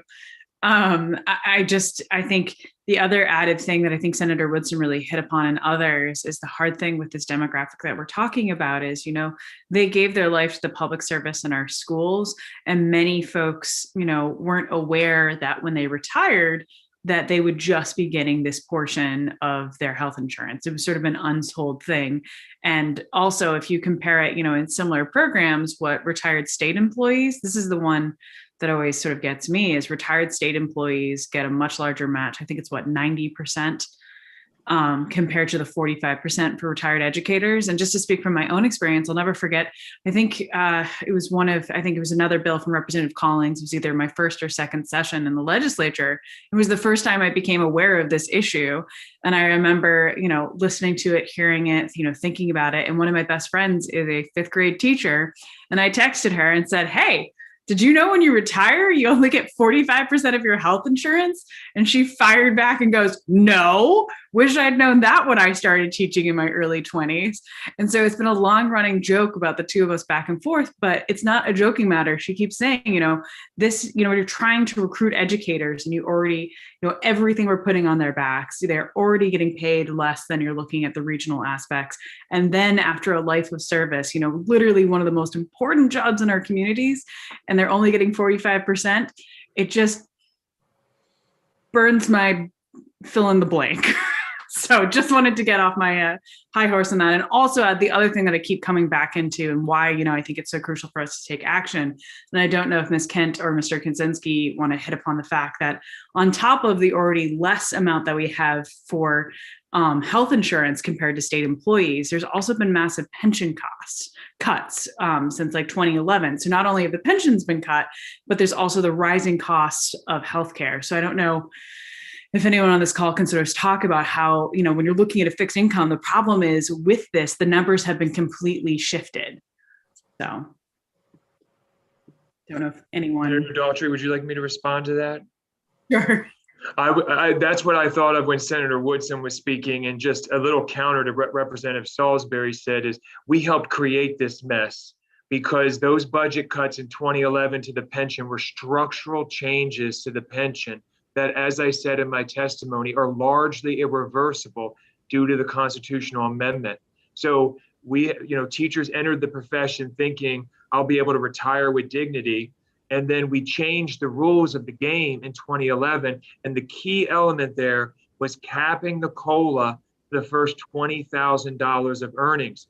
That remains. The $20,000 increases slightly by the cost of inflation, but that was tremendous downward pressure on those retirees and those pension checks for their ability just to keep pace, as Senator Woodson described.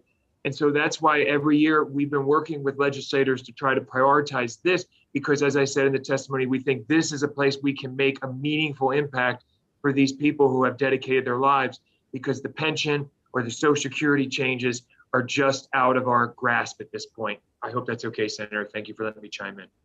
Thank you. And I see, Ms. Kent, I see your hand up. I didn't know if you had anything you wanted to add on that.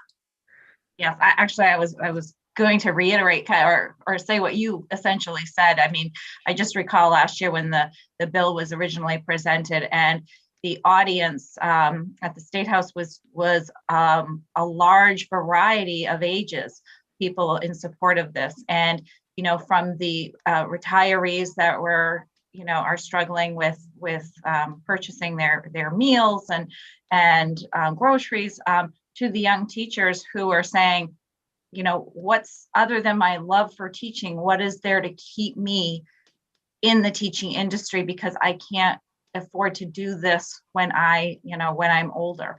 And so, you basically said exactly that, but that was something that came to mind when we were having the discussion. Also, I believe that the state pays 100% towards the retiree in most instances, according to their website anyways. Thank you, Ms. Kent. I have, I'll just say one last thing. It feels like we broke a promise when I look at this. That's what it feels like. We broke a promise to our educators, but we do have more people in the queue. So I think we are officially at Representative Crockett, followed by Representative Dodge, followed by Representative McCray. Well, I'm certainly not going to defer any longer, especially after the fine senator stole a lot of my thunder there.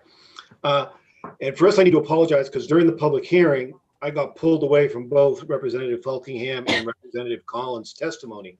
So I may have missed, when Ms. Rissler was going over the bill in the last legislature, and we were looking at a 5% increase up to 90%.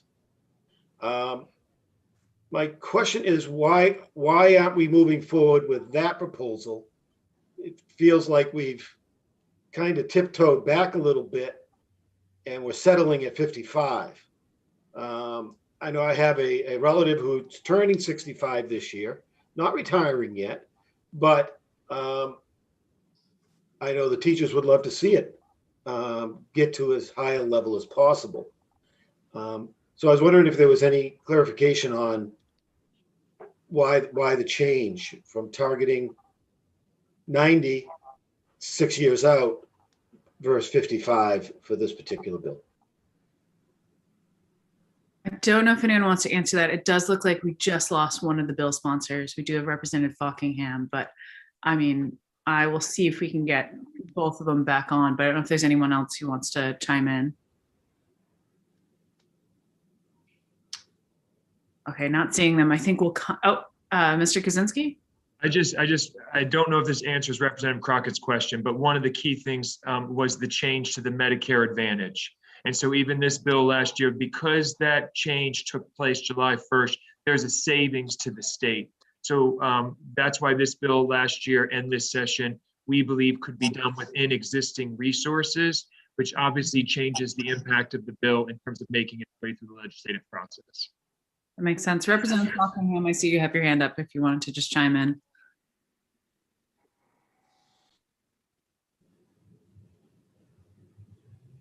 Oh, can't hear. Thank you.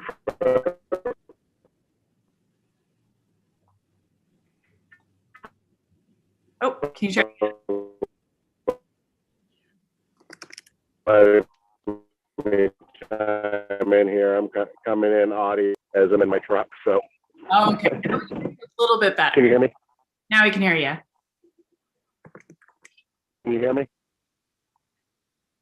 Oh, yes, no, maybe. Yep. No. Now we can hear you. Well, if you can hear me, I'll go. But if you can't hear me good, then I won't. Can you hear me? We can hear you now. Okay. Yeah, I would just say my answer to that question would be we'll cross that bridge when we get there. I think that it's a good goal to shoot for to get to that 90%. If that's where I thought that state employees retirement was at 100, but whether it be 90 or 100, it'd be a good goal to get there. A lot of the teachers that I hear from don't understand that, why they only get 45% reimbursement when it's something that they're sort of forced into. And Yeah. Once again, just to reiterate the fact that this is a broken promise that was made to them, that this was supposed to continue to increase, and then it just stopped, and nobody, they just got put on the back burner, and nobody ever got back to this issue. And referring back to my comment on missing my testimony, I'll refer to ship down appropriations where it doesn't get funded. So rather than worrying about a 90% right now, let's cross that bridge when we get there, like I said, and let's see if we can get this bill actually funded in this form, and then we'll take it up again. if that ever happens, then we'll take it up again. Absolutely. Thanks. Thank you, Representative Falkingham. And as we saw with the windfall portion that Ms. Rissler went over, not only do we have pension cuts, COLA issues, but you also can't take advantage of Social Security. And we know that many teachers are working summer jobs that are normal Social Security positions as well. So they can't access to that. Not to just keep piling on what makes it sound like a rotten deal, but these are some of the reasons that I ended up not becoming an educator, but joke's on me because I'm a legislator now. Representative Dodge, followed by Representative McCray, followed by Representative Crockett again. Okay, definitely Representative Dodge. Thank you so much, Madam Chair, and thank you for each of you who have enumerated the injustices. I would just add that I believe I began testifying in an informative way in front of appropriations back in about 2012 or 13. Yep. And at that time, I included in my testimony the amount of my pension and a copy of my pay stub in that year. In 5 or 6 years later, I also included a copy of a more recent pay stub side by side, explaining that I believe the amount of my check had gone up $11.47. And people on appropriations, as I was testifying, were just nodding their heads, shaking their heads like, oh my gosh. So if that is helpful in an illustration, I hope that accomplishes that. Thank you. Thank you, Representative Dodge, and thank you for sharing your experience. I know many on this call and many watching are in the same boat, so thank you. Representative McCray, you had your hand up? Yes, I did. Then I took it down, but I think I want to say something. For a long, long time, certain units of state employees have had a 90 or 100% coverage in retirement. Teachers never have. So everybody cried about that. And then a number of years ago, we, whatever legislature it was, 124th, 125th, said, let's move it up 5% every year till we get to 90 or 100%, whatever it was going to be. Great. Then the next budget crunch hit. So let's do this. Let's put pause on it at 45%. Okay. That budget gap was solved by taking that away from teachers, but it didn't affect any other group, which I'm not in favor of taking anything away from the other groups at all, just that it happened only to the teachers. And now we finally have a vehicle to perhaps move it up a little, and it irritates the hell out of me that it's so hard to at least get this partially back on track yet another 8 or 10 years later. So that's a soapbox, but I believe it with all my heart. Thank you. An important soapbox nonetheless. And it just seems like a matter of equity is what it really comes back down to. I was going to say, Representative Collings, we seem to have lost you, but we had asked Representative Falkingham, there had been a question about why Representative Crockett had asked about the incremental change instead of instantly jumping to 90 or 100%. So just didn't know if you had anything you'd like to add or anything about your bills. Thank you. Yeah, I got booted off between different Zooms. I apologize. You can hear me? I think if you're on a cell phone, I think you might have your thumb over your microphone. Oh, sorry. Now we can hear you. All right. Yeah. I'm not a very technical person, if you can't tell. So all I can say to that is that many years ago, I was a young legislative aide working on this proposal around 2001, I believe.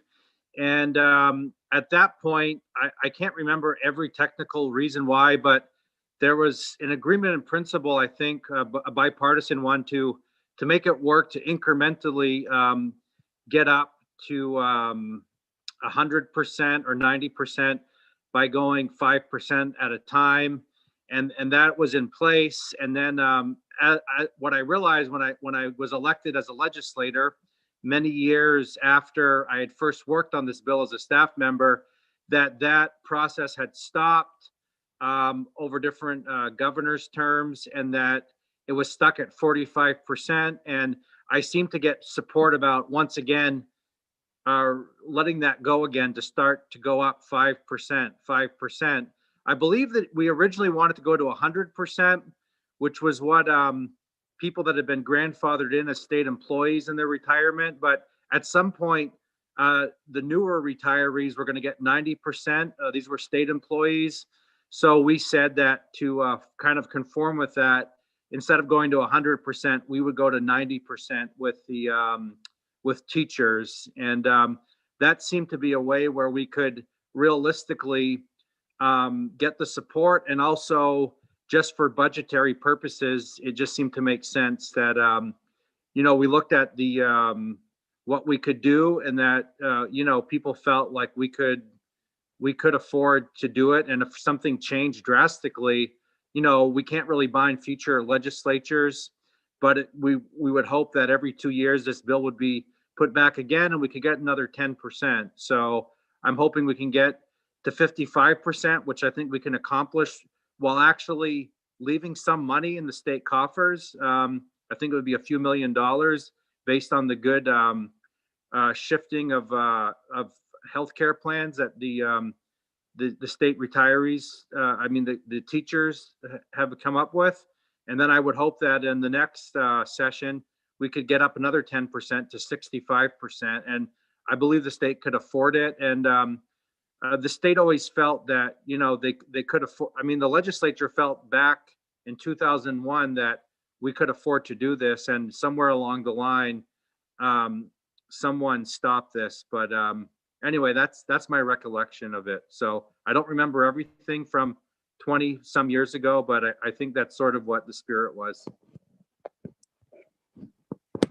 Representative Collings, and thank you for that history. I'm not seeing any other hands raised, so I think I'll just, Senator Woodson. Are we ready for a motion? We are actually, real quick before you make the motion, I just wanted to ask a question for the committee on motions. My thought is, I'm seeing a large amount of agreement here around the committee. It sounds like from both bill sponsors that they'd like to try to make this incremental change to move us forward. And we know from both Ms. Rissler and also from other members, this is a long legislative history of trying to get this done. And I really see having both of these bills gives us two chances to take a bite out of the apple. So my thought, and I'm curious, I defer to the committee, I think it'd be great. Let's move Representative Collins' bill forward at the moment in deference to his long work on this issue over the last 8 years. But I also want to hold on to Representative Fockingham's bill. So if we advance one bill, see what happens, see what goes to appropriations, but also have the second bill to be able to send it again. Basically thinking of it the strategy wise of, let's get this done. We have two vehicles and we're going to hold on them and we're going to hold appropriations to try to make this happen. So that's sort of where I was coming from. And that way we can try to advance both. So I don't know, Representative McCray and Senator Woodson, I see you both have your hands up, but if Representative McCray, if you want to jump in and then. Yeah, I think that's a good idea. I don't think it matters a whole lot which bill gets put forward now, but it could be that a year from now, things will look a little differently financially for the state, et cetera, et cetera, et cetera, with federal government funds and stuff like that. So that if one of the bills is acted upon now and one is held over to the second half of the biennium, it would automatically get addressed. And if it gets solved this time, we'll drop the other one. Or the way I see it, if we're able to hold on to it, say magically we get one through and we carry over the second session, we have another an opportunity to be able to maybe get the next raise that we both bill sponsors mentioned. So yeah, very good. Senator Woodson. No, I'm just ready to vote. I don't care which bill. Perfect. Well, I think, can we get a motion on, let me make sure I'm pulling up the numbers correctly. If someone wants to make a motion on LD 293, I think that's the one that we're discussing. Representative Dodge. Thank you, Madam. Oh, crap. Oh, nope, I am. Oh, yay.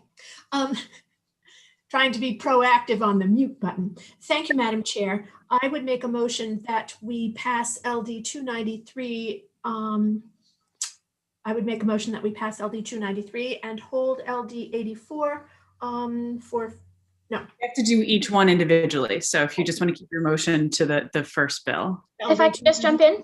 Yes. My understanding of the motion that is about to be made is to pass the bill as is. However, this bill will require the incorporation of a fiscal note. Yes. And so typically the motion would be for an ought to pass as amended just to incorporate that fiscal note. And of course, the committee would review that fiscal note before the bill gets reported out of committee. Then I would make a motion for LD 2. Ooh. You're good. I would make a motion for LD 293 to pass, ought to pass as amended, please. Second. Seconded by Representative McCray. And just to reiterate the motion, we'll have the fiscal notice, what the amendment portion is. We'll move this one forward and the intent, we'll deal with it afterwards, but to hold on to the other bill as well to have a second vehicle, just to clarify. So we have a motion made by Representative Dodge, second by Representative McCray. Do we have any discussion on the motion on the floor? Seeing none, I'm going to assume Representative Dodge and Senator Woodson, you just have your hands left up from before.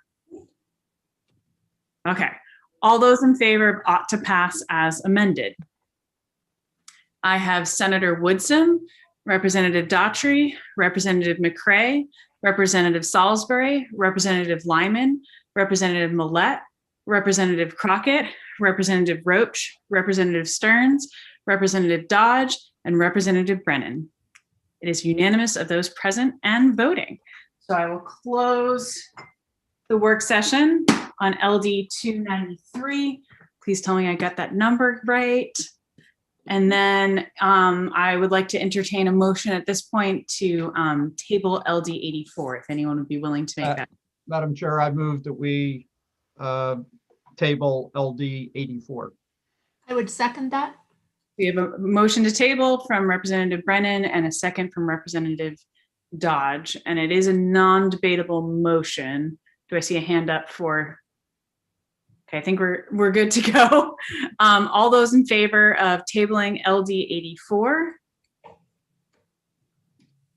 Representative Stearns, Representative Senator Daughtry, Representative McCray, Representative Salisbury, Representative Lyman, Representative Millette, Representative Crockett, Representative Roach, Representative Dodge, Senator Woodsum, and Representative Brennan. It is unanimous of those present and voting. Thank you, folks. I'm going to close the work session on LD 84, which we will be keeping as discussed. Any questions from the committee at this time? And thank you to the bill sponsors and to everyone who was able to help us with that as well. Thank you, Representative Collins. Not seeing any hands going up. This does conclude our work for the morning. Ms. Rissler, do you need any clarification from us on anything, or? I think I have everything I need. Well, folks, I think we got a lot of great work done today. We're turning right through. Just a reminder that at 1 p.m. we do have a full afternoon of public hearings. So this is your stretch break. I don't know what the weather's like up for Representative McCray, but here in Southern Maine, the sun's shining. So maybe get outside, stretch, get some fresh air, and we'll be back here at 1. So that concludes our work for the morning. Thank you all.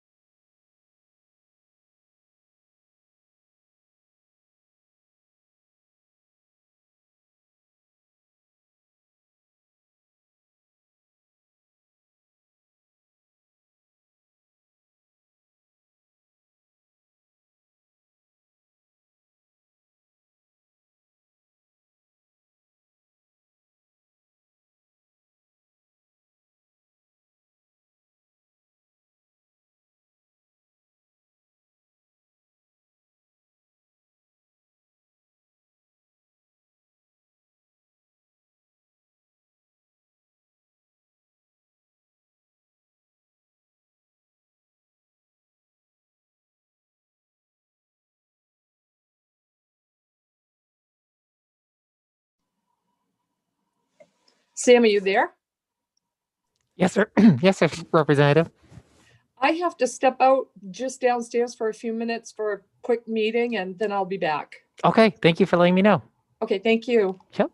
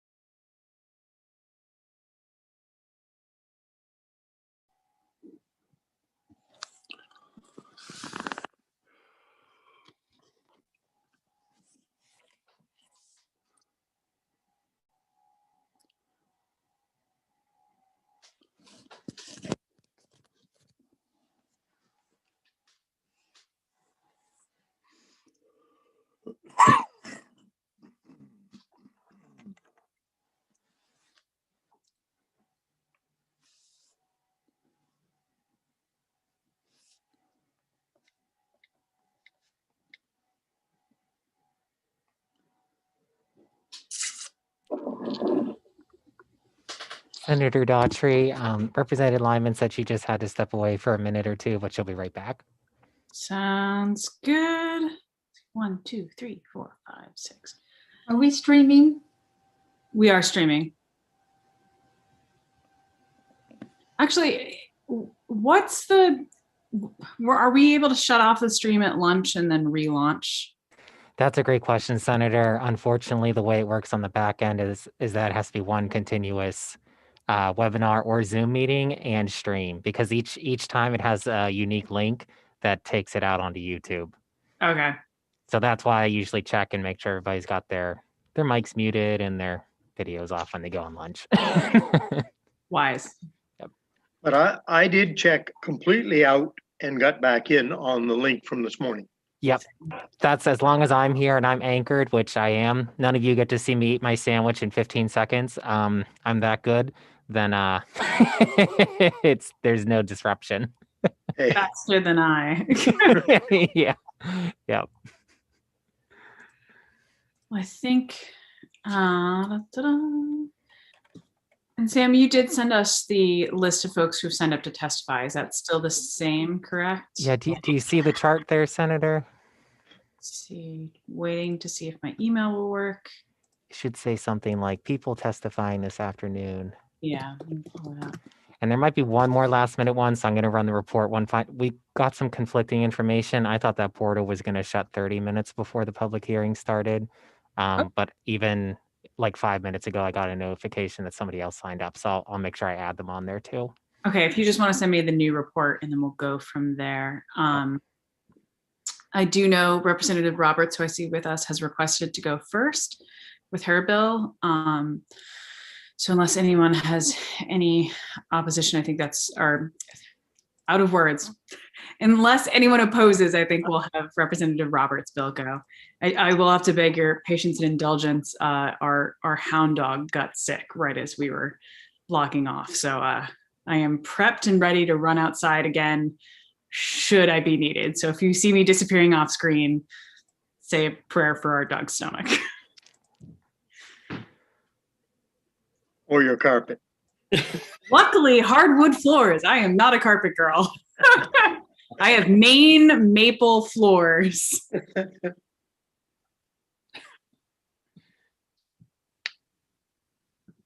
We're just waiting for a few other members to come back. I guess I can take my scarf off since I'm not outside anymore.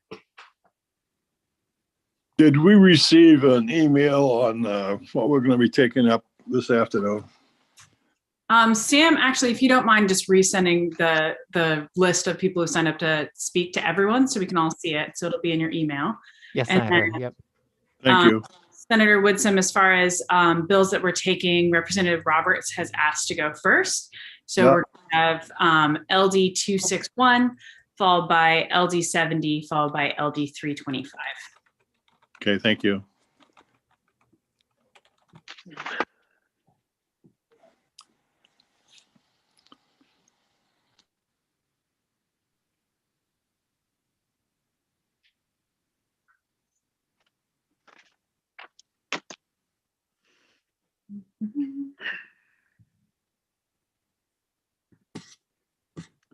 So did everybody get a bunch of errands done in the last 45 minutes? I cleaned up dog puke and went for a walk with the dog.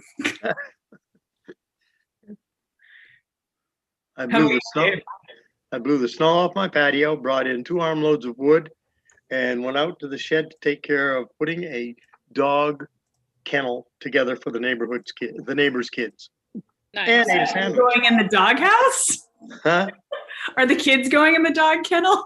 No, they're getting a new puppy. They lost their dog about a month ago, and the parents relented to get a new puppy. So I have a couple of dog kennels, so they want to come over and help Grampy Dave put their new dog kennel up together. Oh, so it's all real good. Yeah, yeah. So did Bailey eat something bad? No idea. All I can think of is she ate snow when she was out with Phil. She still hasn't eaten breakfast. She just looked at me right as we were ending and was like, Oh dear. I mean, at the end of the day, they are dogs and hound dogs. If you have a hound dog, she's a purebred treeing walker coon hound. They have a nose that drives them to eating things that I'm not so cool with. Been eaten. So straight beagle, no beagle basset. Tell me again. She's a treeing walker coon hound. They're a type of southern hunting hound that's actually what's considered an active scenter. So unlike a beagle or bloodhound that always has their nose down, they're actually bred to be able to keep up with deer. So she's wicked fast. So yeah, we actually have a hunting collar that we've been working with her on, like tracking and like training her to be able to run with the deer. And it's nice for a hound dog. I can actually jog with her. She's a lot more than our old dog, who was an Aussie, who didn't always have her head down to the ground, an Aussie Catahoula, but yeah, she's a good girl. Neat. Oh, if she likes to chase deer, she might turn out to run with a pack of coyotes. We have coyotes near where my parents live, and that is one of my greatest fears when we're training her, because I have had coyote encounters and I'm hoping she doesn't. I see that Representative Roberts is with us, and I know Representative Lyman stepped out, but I do think we have a quorum. So I think keeping an eye on the time and knowing that Representative Roberts has to get to AFA, I think seeing no, if we can get the link resent, Sam, to Representative Crockett. I just got a message for that. So welcome back to the Joint Standing Committee on Education and Cultural Affairs. I am Senator Maddie Daughtry. I represent Senate District 24, which are the communities of Harpswell, Brunswick, North Yarmouth, Freeport, and Pownell. We're here for public hearings this afternoon. Just to let folks know, we'll be taking them in the order of LD 261, followed by LD 70, followed by LD 325. But we'll be starting with introductions just very quickly. My House Chair, Representative Brennan. You are on mute. I'm muted.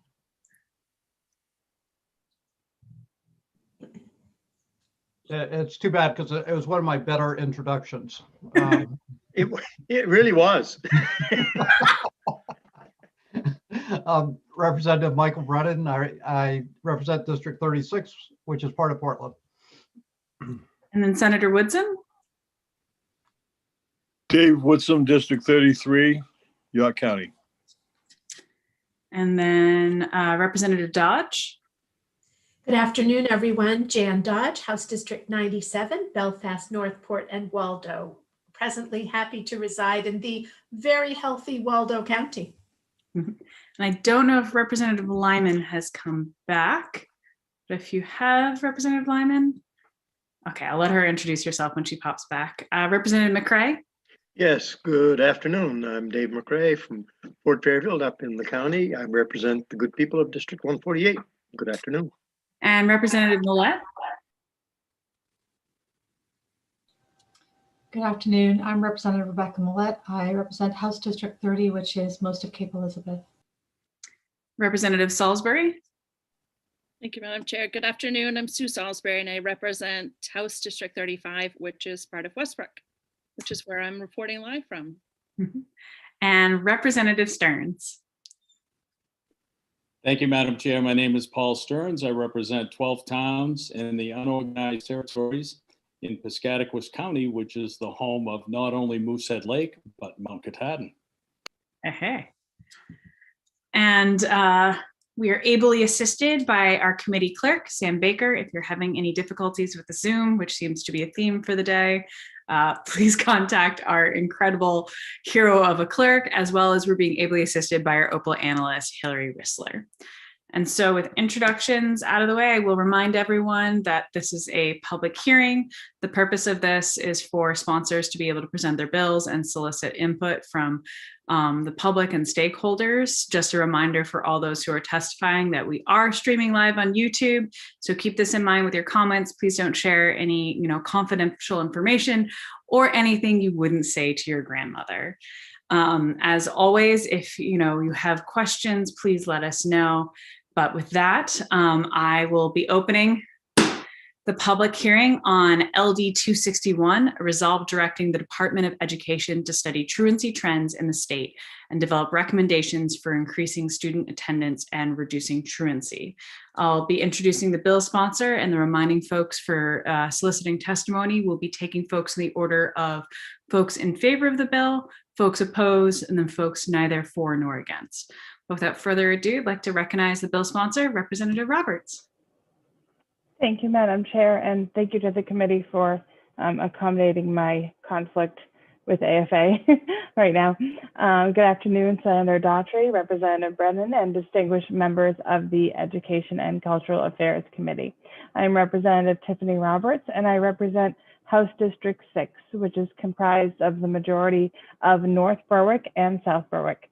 I'm here today to present LD 261, a resolve directing the Department of Education to study truancy trends in the state and develop recommendations for increasing student attendance and reducing truancy. In Maine, truancy is defined under two different scenarios. One being students who have reached the age of 7 and not yet completed 6th grade, having 7 full days of unexcused absences, or 5 consecutive school days of unexcused absences. The other is students who have completed 6th grade, having 10 full days of unexcused absences, or 7 consecutive days of unexcused absences.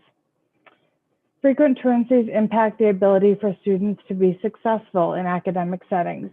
According to the U.S. Department of Education, children who are chronically absent in preschool, kindergarten, and 1st grade are much less likely to read at grade level by 3rd grade.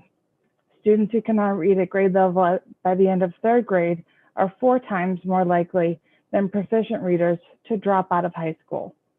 According to the Maine Department of Education, over 30,300 or 16.8% of Maine K through 12 students were chronically absent in the 2018-19 school year, meaning that a student is absent for at least 10% of the days that they are enrolled in an educational institution. In 2016, the department reported over 27,600 or 15% of Maine K through 12 students were chronically absent. So you can see that there has been an increase in what were somewhat normal times. Now, in the midst of the COVID-19 pandemic, attendance during remote and hybrid learning has become a growing concern and presents an opportunity for truancy and chronic absenteeism to increase. Oftentimes, rectifying truancy issues fall to our school administrators, who find themselves stretched to capacity right now. We need to find solutions to address our statewide truancy issues without exhausting the minimal resources some school administrators have access to. Our school districts need effective tools to properly address this issue. LD 261 calls for the Maine Department of Education to conduct a comprehensive study on truancy trends and develop recommendations for supporting school administrators in increasing student attendance. In addition to submitting a report to this committee that will help inform future legislation on this issue. Thank you very much for your time and consideration, and I would be happy to answer any questions that the committee may have. Thank you, Representative Roberts. Does the committee have any questions? Seeing none, thank you so much for your time and good luck in appropriations. Let me just pull up the list of folks we have testifying. The updated list, which for members of the committee, you should all have received an updated list as well. So I'm going to let in, up first we have Susan Lieberman testifying, followed by Eileen King. And Sam, I am not a co-host, so I can't let folks in. So if you could quickly make me a co-host. Yes, Senator, sorry about that. And I just let Susan in.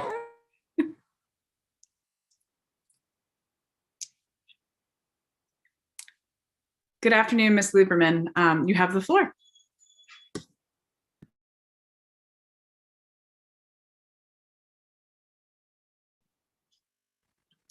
I'm muted. There we go. Now we can hear you. Thank you, Senator Daughtry, Representative Brennan, and distinguished members of the Joint Standing Committee on Education and Cultural Affairs. My name is Susan Lieberman, and I am the director of Count Me In. Count Me In is a program working to increase student attendance and reduce chronic absenteeism in Maine through data-driven strategies. And I appreciate the opportunity to testify today.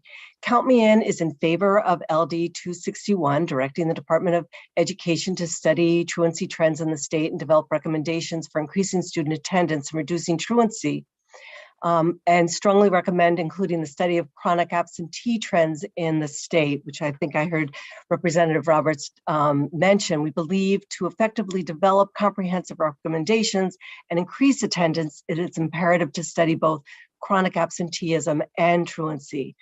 Chronic absenteeism is defined as, she said, missing 10% of school for any reason, excused or unexcused. Truancy under state statute targets only students with unexcused absences. As mentioned previously, according to Maine DOE, 16.8% or 30,390 Maine students, kindergarten through high school, were chronically absent, missing over 3 weeks of school during the 2018-19 school year. It should be noted that 64% of students who are chronically absent, of these students who are chronically absent, are also economically disadvantaged, eligible for free and reduced lunch meals. Good attendance means accessing learning opportunities and needed supports, such as the 2 meals a day or basic health and mental health support. Chronic absences impact everyone in the classroom and the community. In many cases, only studying truancy can hide the deeper problems of chronic absence. Students who are chronically absent miss just 2 to 3 days a month, which translates to 20 or 30 days over the course of the year, which is the equivalent of 1 month of lost instruction. Absenteeism is a problem with cumulative effects extending from one school year to the next. Oops, sorry, I had to start my video. Apologize for that. No worries at all.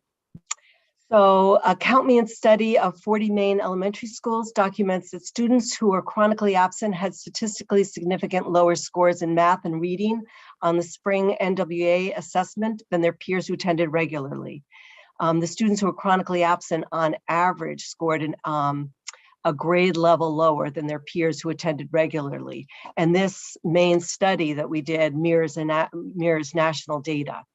Addressing chronic absenteeism is a key strategy for meeting our goals of increasing academic achievement and graduation rates, and was chosen as an indicator of Maine's accountability system as part of the federal Every Student Succeeds Act.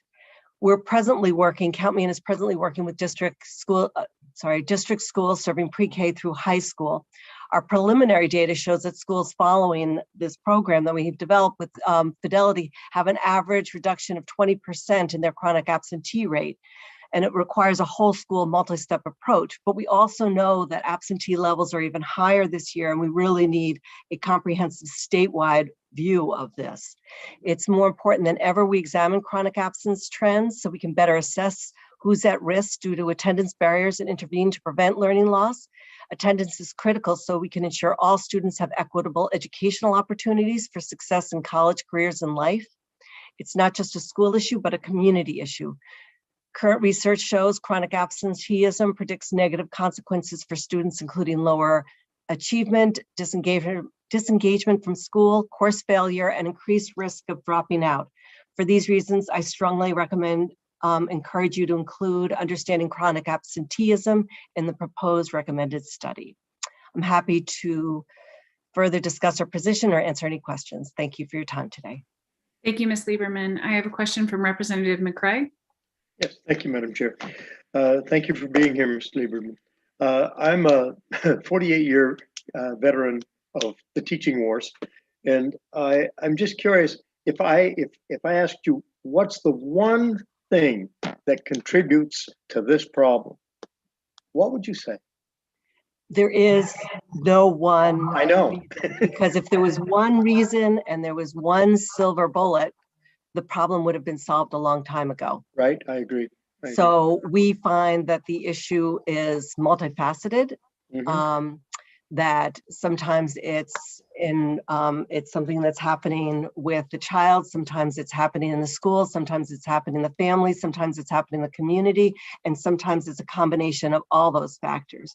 Usually absenteeism is a sign and symptom of something that's happening, that's going on in the student's life. Follow up, please, Madam Chair.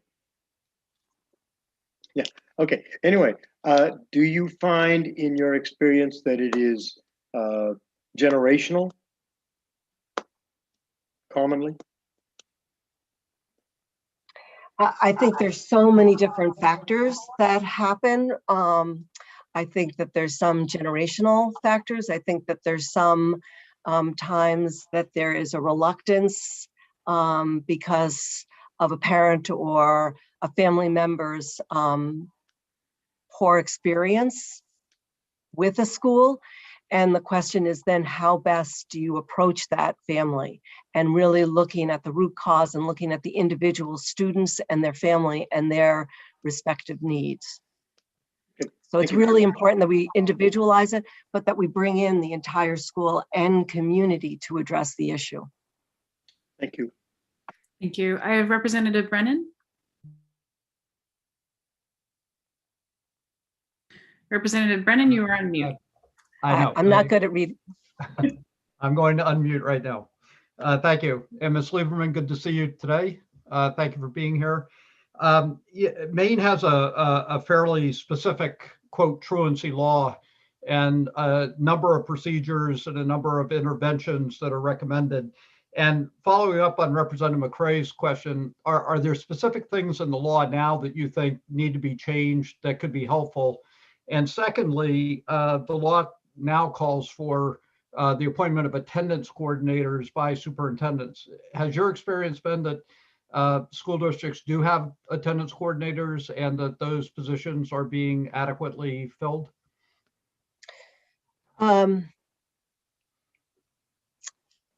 I will answer the latter first, but I thought you were going to ask me, like, how did this all begin? And it began, I just have to add, with something that you helped facilitate, which was the Shared Youth Vision District Councils many years ago. And it was a result of that and looking at all these other issues that people wanted to address attendance. Well, I'll ask that question then too. Okay, all right. But in terms of, I think every district probably has an attendance coordinator. But what we found is that there's a number of different approaches that need to be taken. It's not just one step. We feel that there's,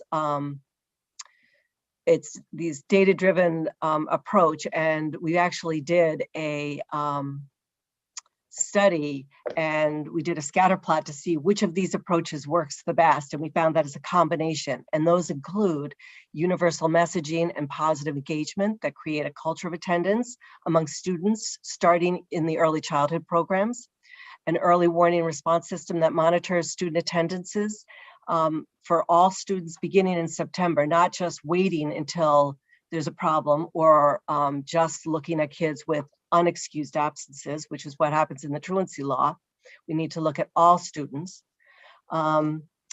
And an established review structure to identify and assess the root causes of a student's absence and its strategies to support attendance. And it's really important that there's a team of people. A team does not include one person or two. We get a team of people together, and then you look at your data-driven interventions, the capacity to track the effectiveness of those individual student strategies, as well as bringing in partners to ensure shared accountability and a continuous quality improvement process. So, an attendance coordinator is important, but it's not one person, it's the whole school, and that these steps need to be incorporated in there. So I would add that also the truancy should look at excused and unexcused. Thank you.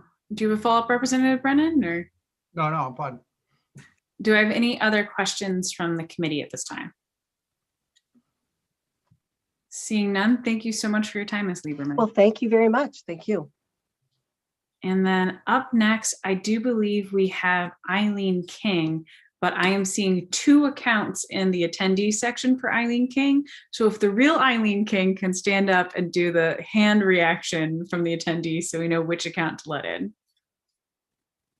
Okay, found you. Here, promoting you to a panelist. And good afternoon, Ms. King. The floor is yours. Oh, you're on mute. Welcome. That's a scary concept, having 2 of me. It happens, question mark, but welcome. Well, good afternoon, Senator Daughtry, Representative Brennan, and members of the Education and Cultural Affairs Committee.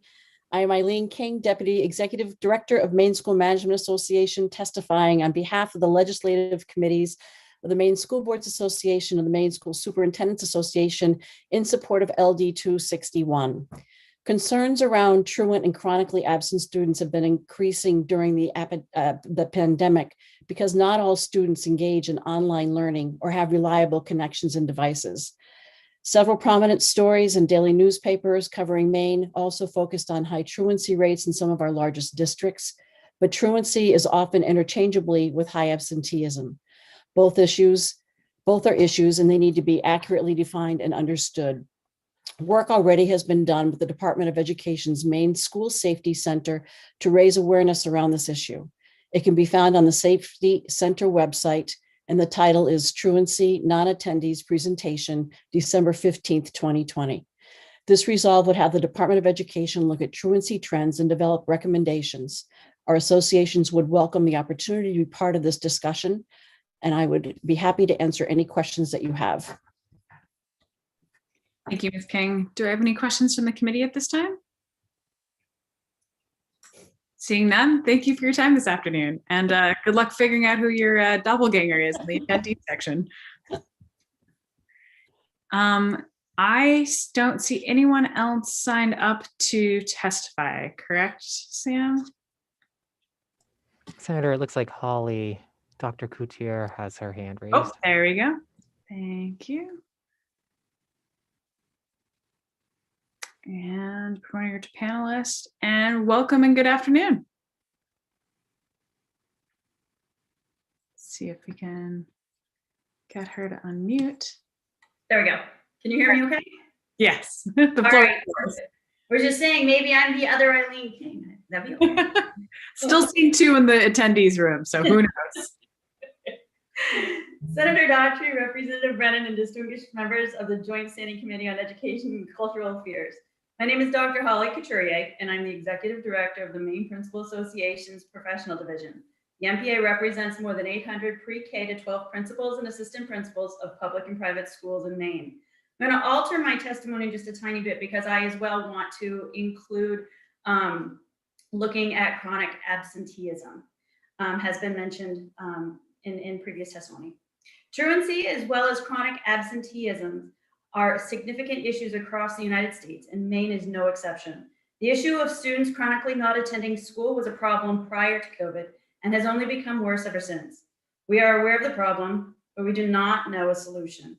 Contacting parents or guardians, home visits from administrators, school resource officers, local police departments, letters home, contacting the Department of Health and Human Services, attending workshops to discuss the issue, and so many other ways to address this growing epidemic have taken place, and yet truancy and absenteeism rates continue to climb throughout the state.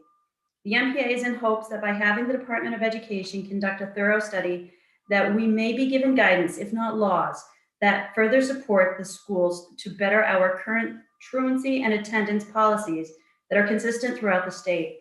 We need to find our lost students.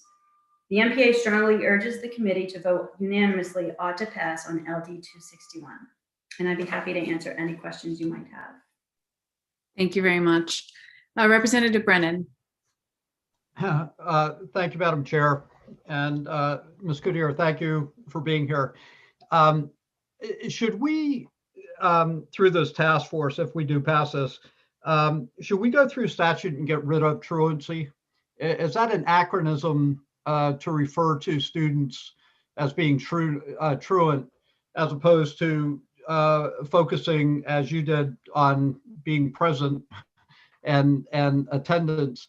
And it sounds like truancy is kind of a throwback to the 1950s. It is, but they by law are two different, they have two different definitions.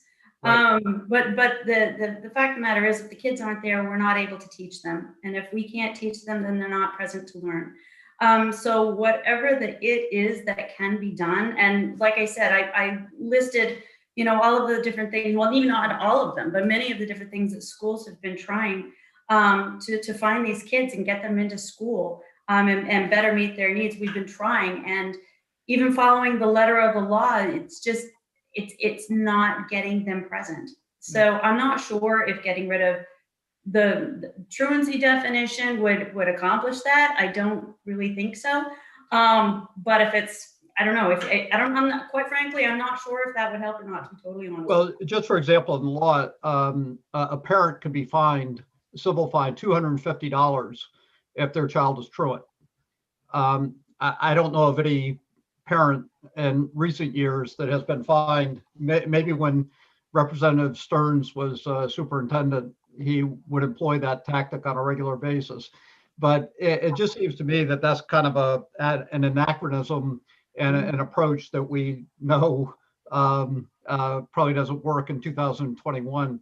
And that might be the work of the task force to go through and eliminate those sections of the law now.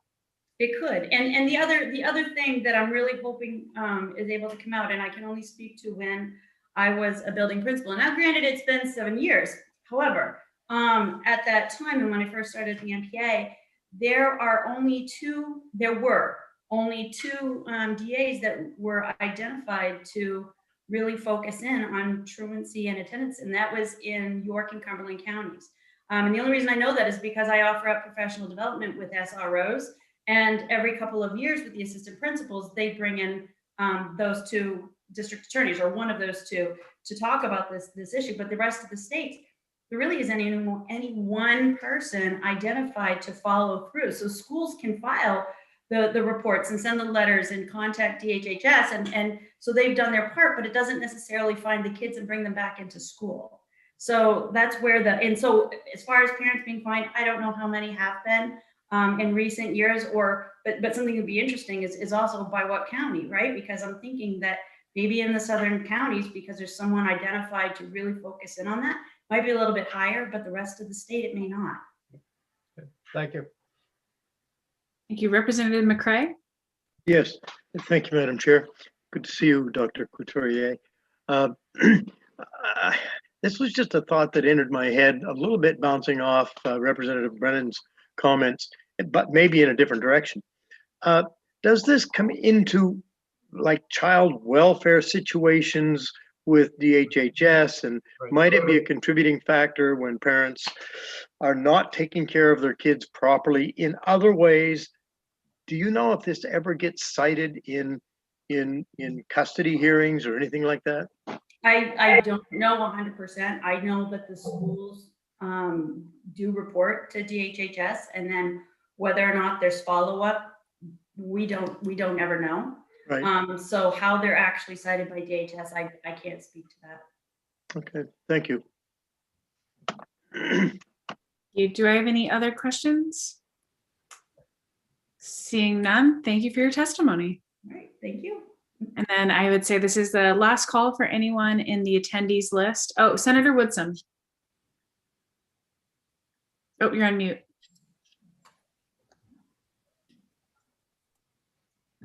I'm sending you okay, you should be unmuted now. Okay, thank you. Is anybody in the waiting rooms from the Department of Education? Not that I see, but we can make a request if there's a specific question that you'd like Ms. Rissler to follow up with the Department of Education for the work session. Yeah, well, it seems like I remember since I've been in the Senate that there's been 2 or 3 different bills passed. And I guess I'd like to know from the department what has been the result of those, and what's if there's information, what are the weak points, what needs to be addressed to better solve this problem. Thank you. We'll make sure that Ms. Rissler follows up with that. And Representative Millette? Thank you, Madam Chair. I think if the committee looks in their inbox, we received a slew of testimony today, including testimony from the department on this bill and their work. There is a truancy committee that has been convened. And so I would just direct everybody to that testimony first, because perhaps some questions could be answered there. Thank you so much, Representative Millette. Seeing no others in the attendee waiting room of Zoom to testify on this bill, I will close the public hearing on LD 261. Okay, and switching gears, make sure we have Representative Fecteau with us. Okay, I'll open the public hearing on LD 70, an act to allow a parent or guardian of a student who has been affected by COVID-19 to keep the student in the student's current grade level. And we have the bill's sponsor, Representative Fecteau, with us. Welcome, Representative Fecteau. Thank you very much, Senator. I was trying to fit the word student into the bill title one more time, but I couldn't manage it. May I begin, Senator? Absolutely, the floor is yours. I wrote good morning, apparently good morning, Senator Daughtry, Representative Brennan, and my colleagues on the Joint Standing Committee on Education and Cultural Affairs. I am Justin Fecteau, and I proudly represent House District 86, which consists of the western and northern portions of Augusta. The current state of K-12 education in Maine since last March is, quite literally, what keeps me up at night. Last spring, our students were removed from their schools in order to conduct emergency remote learning from their own homes. Thousands of our students were at home without internet, a device to connect to the internet, breakfast and lunch, and our school supplies. Hundreds of these students were left at home without supervision, and without daily check-ins from teachers and administrators. Babysitters, older siblings, and grandparents have done their best to piece together some semblance of a formal education. This fall, while many students found themselves back inside schools, many are only there 2 to 3 days a week. These students find themselves piecing together the rest of their education with handouts, Zoom calls, online apps, and homework. Thousands of other students have not been inside their own school since last March. These students, if they return to school next fall, will have gone a year and a half without a proper traditional education that parents, taxpayers, and property owners have come to expect. Given the restrictions on the number of contact hours, many students are receiving only 1/3 of the education they would receive under normal conditions. There are others who have received almost no formal education since last year. Our physically and intellectually disabled students have also not been receiving the same level and number of contact hours of services that many need in order to close the gap between them and those students in the traditional classroom. Additionally, I feel the gap between our high expectancy students and low expectancy students is growing. I need to think no further than what I witnessed from March to June of last school year, and then from September to February of this school year. By the end of this current school year, in my German classroom alone, 9th and 10th grade students will be more than 50% behind normal curriculum. The same thing is happening with language arts, mathematics, science, social studies, art, music, PE, and career and technical education. Generally, there have been distinct differences between the number between new students to a school building and those that have had at least one formal year of education in their school building. That means our students in grades 1 and 2, 6 and 7, and 9 and 10 may be suffering sufficiently more than others since they have not spent at least 1 year in their current school building. This is a long preference to the simple nature of LD 70. This bill aims to greatly simplify the process for keeping a student in their current grade if the student's parents so choose. They must only provide this written intent to the principal or to the superintendent. This bill also respects the ability of the school to accommodate the student. It states, quote, "A principal or superintendent shall approve such a request as long as the student's school can accommodate adding the student to the affected grade level," end quote. The reality is, with the current situation, some students will be moving to the next grade level in the coming school year that don't know how to read or without a grasp on basic math or science concepts. Others will be promoted to the next grade level without having been in their own school building for 18 months and with an unclear plan on what the next school year will look like. With that said, I do not believe this will be used by many, but in a year of complicated truths, inconvenient realities, unending loneliness, and waning mental health and mental and spiritual health, this important provision would be a simple and realistic lifeline to a student and the student's family. They won't have to jump through additional hoops, take time off from work for additional meetings, and wade through additional test results and standards to justify the reality that their student is not ready for the next level.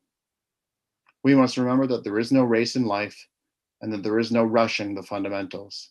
Please allow some of our most impacted students to hit the pause button and continue their educational journey at a pace that's right for them without additional hurdles if their parents so choose. Thank you for your time and consideration. Thank you, Representative Fecteau. Do I have any questions from the committee? Representative Salisbury. Thank you, Madam Chair. And Representative Fecteau, I was wondering if you could talk a little bit about what that process would be now for a parent if they felt like their student needed to stay back. I'm not familiar with that process. So the process is usually a larger conversation between from report cards, test results, standards and such, and if the student has an IEP or doesn't have an IEP or 504 or doesn't have a 504, those conversations happen with a different group of individuals. The reason for this bill is because parents have a much greater understanding of the role of education in the student's life since last March, and the other fact that holding students back in their I hate to use the word holding students back, keeping students in their current grade level is really a dinosaur of yesteryear, especially with No Child Left Behind federal policy such as that. It frankly isn't happening a lot, and we do see, as I saw as a teacher in high school, you do see students entering your grade level or entering a grade level that they really shouldn't be in. Thank you, Representative Fecteau. Do you have a follow-up, Representative Salisbury? I do. I just wanted a clarification with your bill and with the current process, actually. Excuse me. If a parent, like if a teacher or a principal or someone of the recommendation is to keep the child at the current grade level, but the parent doesn't agree, what happens in that situation? And conversely, what would happen if the parent requests that the child be kept at their current grade level, but the principal, teachers, the groups involved didn't agree with that? And so most things usually happen with a conversation, especially when you're talking about a credit-based system. If a parent really wants the student to move to the next level, but they haven't attained the proper credits to do that, the student's not moving on. You can't graduate unless you have all the credits. So in a credit-based system, that's how that would work. Most things happen with a conversation anyway, especially if your student is physically or intellectually disabled. Usually those parents are much more in tune and are a greater part of the IEP team, but they're still really not a much more than a voting member of that conversation. And I really think this puts them in a position of power, and it really simplifies and it reintroduces this issue and kind of brings it to the top. Just brings it to the top by really, this would be extremely advertised and out there that this is a process that some parents could do, or this is something that they could quickly do without all kinds of justifying meetings and all this stuff, especially when everything has to be done over Zoom. This isn't a quick chat where you just walk in, have a conversation. These things are Zoom. The world works 4 to 5 times slower now, and it would just release them from that additional burden. Thank you, Representative Fecteau. Representative McCray? Yes, thank you, Madam Chair. It's good to see you, Representative Fecteau. I miss you being to my immediate right. Yeah, I miss the committee as well, for sure. Okay. Absolutely. Anyway, I find this an intriguing bill, and a lot of parts of it I can relate to and say, oh, I like that. But what my question of you is are there any guardrails to prevent me as a parent, let's say, of a 3rd grade kid, that I really, for whatever reason, I just want to say, I want that kid back in the 3rd grade again. Usually a parent's only going to do that if they really feel their child is deficient enough to not move forward. But what if they just want it for other ulterior motives? Are there any guardrails that make it so that the parent can't just unilaterally make that decision? Well, I guess if this was something, I'm getting some feedback. I guess if there's something, maybe 3rd grade isn't the way I'm kind of thinking about the guardrails that you're kind of hinting towards, but I know we've had conversations about what if the kid just wants to stay in school for another year of sports or something like that. Gosh, I hope that would never happen. And as much as I liked high school sports, I mean, as a high school student, I didn't want to stay there another year. I don't care how much I liked hockey. So, I mean, I don't really see that, but I do see a culture of everyone's going through the same situation. So we're moving everybody on, and we realize this problem, but all you're doing is you're saying your kid's just not going to be as proficient when they graduate high school. And for some children, that may be really unacceptable, especially if they need extra services. I can only think, like, when I'm talking about what I've seen with 9th and 10th grade students, they really haven't had a solid year of normal high school within the school building. They don't know the school culture, the players, everything like that. And they've been out of school. And so that's why you're seeing them struggling, especially if you're taking a 1st grade student that's really struggling with dyslexia or anything like that, or really just struggling with their perfectly ready for the traditional classroom, but they haven't been in the traditional classroom, and moving on to second grade without those fundamental skills just may be a deal breaker for the family itself. Be like, no, I really think it's better. And making a parental decision. I understand everyone's moving on, but I really want my student at a certain level before I want them to move on. And again, most things happen with a conversation, but this just has a this just puts a parent in a greater leadership role, because they're the ones every day seeing their kids on Zoom calls with the handouts and everything, because they're home 40 to 60 to 100% of the time. Follow up, please. Absolutely. Yeah, I understand that, and it's more clear when we're talking about 9, 10, 11, 12th graders. But when we're back in the second grade, let's say, we're talking about parents and their dear little students, and it's sometimes a different story than it would be in the secondary school. And I'm just wondering how many parents would say, my kid missed the whole stinking year. I think they got to do it over again. Schools could not. Do you think schools could handle that influx of a whole bunch of repeating second graders? Well, the bill does have the kill switch if several students would do it, if like an entire class, like they're not going to have 2 first grade classes and a 3rd grade class. That's just that there is that kill switch in there that would give the school really authority to rack and stack the most appropriate students that would be held in their current level.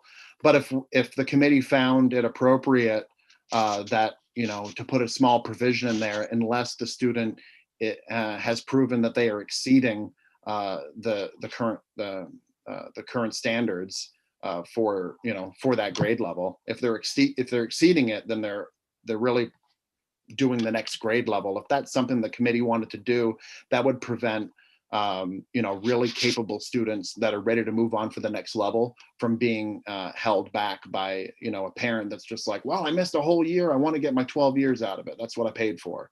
If that's something the committee wants to do, and then that would move it back to local control on really what the school would determine as, no, your student is exceeding everything, math, science, English, everything like that. I think that would be an appropriate a boundary. Thank you. Representative Stearns, did you have your hand up?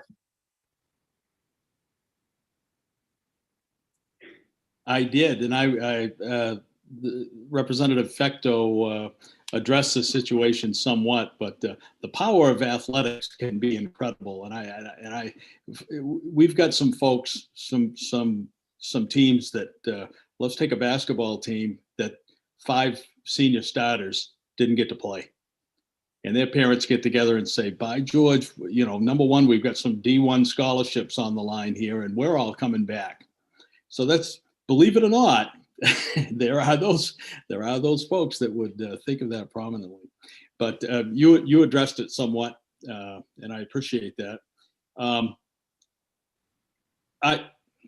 Representative Fecto, do you think that that school personnel are all well aware, acutely aware of the problem that you've laid out so eloquently, and that they will take it upon themselves to make sure that students from where they are brought forward in whatever fashion they can at the local level?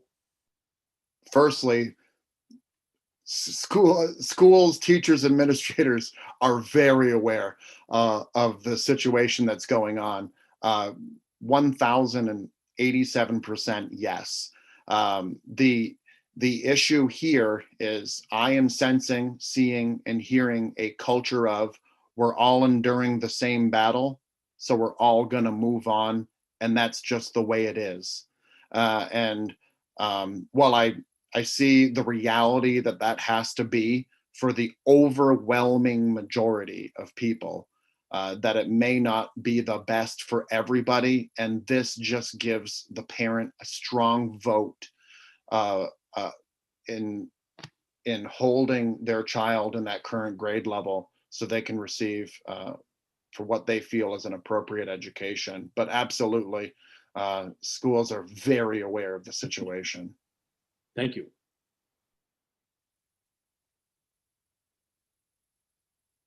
Just had that moment where you click something and the windows all go whizzing in different directions. I felt like Representative Dodge for a split second. Do it all the time. Representative Salisbury, did you have your hand up as well? I did. Representative Fecto answered it. I'm just a little bit concerned about the wording in the actual bill. The way that it reads, saying that the principal or superintendent shall approve such a request as long as the student's school can accommodate the student to the affected grade level. And I'm just concerned that if that's the only deciding factor, the parent makes the request and says, you know, my student is not ready to move on, because of COVID, but there's not necessarily the documentation, there's nothing in there that says that, there has to be something that proves that, or, and I know you mentioned, a conversation and things like that, which I think is really good, but I'm definitely concerned about the openness of the wording. And to address that, if I may, Representative. I was going to recommend to the Representative Salisbury, wouldn't you agree? Wouldn't you agree? I'm sorry, I just take a sip. Yes, I may agree with that. Thanks for the question. Great question. So this, I think, would be appropriate. I can't even recall who mentioned that, maybe it was Representative McCray, about something like the last sentence may read something like a principal or superintendent shall approve such a request as long as the student's school can accommodate adding the student to the affected grade level, and so long as the student is not exceeding the current grade level standards. And so that would make sure that it really is for students that maybe they're ready to move on the next level and a few things, but they can show that they're deficient in some areas, and it would make sure that using wording like that would bring it back to local control to how they determine those standards, to make sure that it was really only the students that are deficient and really should be staying in their current grade level were that way. And the way I just proposed off the cuff is not very poetic, but I hope I hope you understood where I was coming from. I did. Thank you so much. Thank you. I have Senator Woodson. Thank you, Madam Chair. Justin, I don't know, with regard to the athletes and staying back and stuff like that, I don't know if the MPA, Maine Principal Association, has guidelines on that already, or if they're considering that. So maybe they could answer that at some point.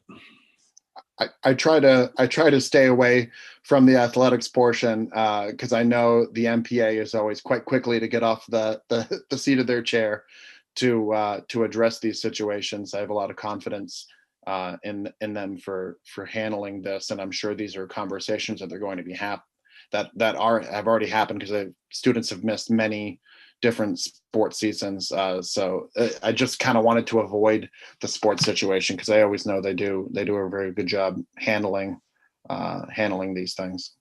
Okay, thank you. Thank you. Do I have any further questions from the committee? Seeing none, thank you so much for your time this afternoon, Representative Fecto. And at this time, I would ask if there's any bill co-sponsors here today who would like to testify in favor of this bill. And I do believe Representative Fockingham is here to do so. Welcome. Good afternoon. Am I up? Okay, thanks. It's always a little bit confusing when you're on this Zoom screen. You don't get to have your turn at the podium, so you're like, is it me? Okay. Good afternoon, Senator Daughtry, Representative Brennan, and members of the Committee on Education and Cultural Affairs. I am Representative Billy Bob Fockingham, and I am here to testify in support of LD 70, an act to allow a parent or guardian of a student who has been affected by COVID-19 to keep the student in the student's current grade level. My support for this bill is born from personal experience. I have 2 children currently attending public school, a son who is currently in 2nd grade and a daughter who is a junior in high school. Both of my children went to full remote learning last spring, along with all of Maine's students. The fun of being out of school wore off quickly within a couple weeks, and then the fun ended, and so did the education. As hard as the teachers tried to adjust to this new style of education, it just didn't work. In conversations with educators in my district, I found that truancy, that word's been used a lot today, I found that truancy had dropped to 50% or less in these remote settings. But the education wasn't working even for the kids that did show up behind a desktop, laptop, or mobile device. And I'll add, if they had the internet to even do so. When the school year started, the goal was for children to have in-person education. Most schools adopted some form of an in-person schedule. In this new schedule, my kids are lucky to some extent, I guess. My son goes to school in person 4 days a week with Wednesdays off. I did say all of the children in grammar school, but I actually found out today that that's not the case. It's only the lower kids in grammar school that are doing 4 days. The upper kids have been going 3 days on a shifting schedule. I just recently learned that. My daughter started off going to school 2 days a week. She quickly learned that this did not work for her. She wasn't learning. She needs the in-person education, or else it doesn't work for her. She was able to join a group of students who attended 4 days a week with Wednesdays off. I later realized that this opportunity was very limited. I found out that there was a waiting list for the 4 day a week attendance, and that not every kid that wanted to attend 4 days a week can, because there isn't enough space because of the guidelines. So just to recap my observations of education during the pandemic, remote learning drastically reduces a child's education and is discouraged by the educators. And I know this from experience too, because when the kids in my district were trying to play sports this fall that was voted against by the school board, all of the kids that wanted to play sports volunteered to go to remote learning so that there was no risk of them coming into the school. And that argument was denied because they said that was not a good way to learn. They said that in-person learning is better. So, everybody knows that already, but there's even more proof. All students attended or didn't show up for remote learning last spring. Students attending 2 days or not at all this school year are getting a 50% education at best. So given what I know about the education received by students during the pandemic, I believe it apparent that students should be able to remain in their current grade class with no questions asked. Thank you for your consideration. That's the end of my written testimony, but I'd like to add, because the question to Representative Fecteau, there were some good questions in there, and I actually had some personal experience with some of that.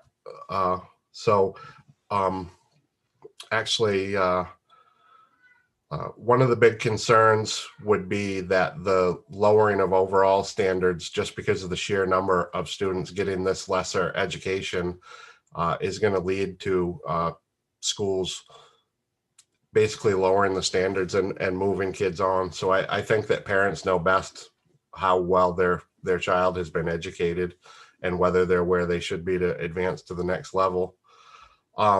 The other thing that I wanted to say was Representative McRae asked about students just staying in a class for whatever reason.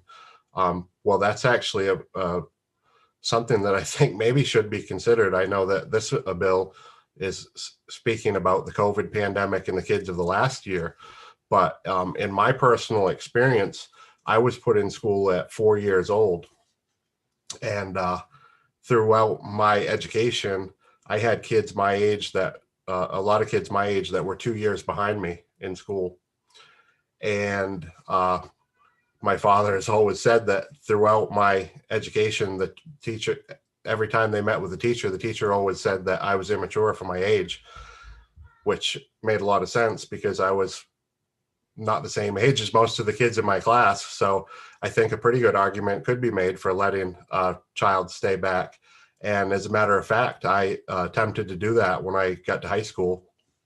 And the reason why I bring this up is because of a couple things. I was immature and I should have stayed back, and my parents knew that. My parents offered for me to do that in grammar school, but I didn't want to because I thought about how much earlier I'd be graduating. And I see Miss Dodge looking because she was in high school when I was, and she, you know, at the time I didn't realize I was probably an immature kid, but maybe she did. I don't know. Maybe she can tell you about it. But one of the reasons why I didn't is because basketball meant a lot to me, sports. And I've heard some people talk about students staying back because of sports, but that's not possible because kids only have a 4-year eligibility, and they can't just stay back and play a 5th year of basketball or anything like that. And the kids, the seasons are going on, kids are playing, so nobody's gonna be able to do that. They won't have that eligibility to do that. So I think you can take that and cross it off the concern list. That's not going to happen. So basically, yeah, that's just that. Those are some of my personal experiences why I think that this is a good idea. And most of all, and this committee's always put a lot into it. The state of Maine has always put a lot into it, that parents have choice over their children's education. And I think that this is a good bill for that reason. Thank you. Thank you, Representative Falkingham. Do you have any questions from the committee at this time? Seeing none, thank you for your time and thank you for being with us. Up next, we'll be taking folks as they're signed up. As a reminder, we will be taking people in the order of those testifying for this bill, followed by those testifying against this bill, and neither for nor against. So at this time, up next, I have Penelope Morrill signed up. So I will move her into as a panelist, let her get a second to get settled. And welcome, Ms. Morrill. The floor is yours.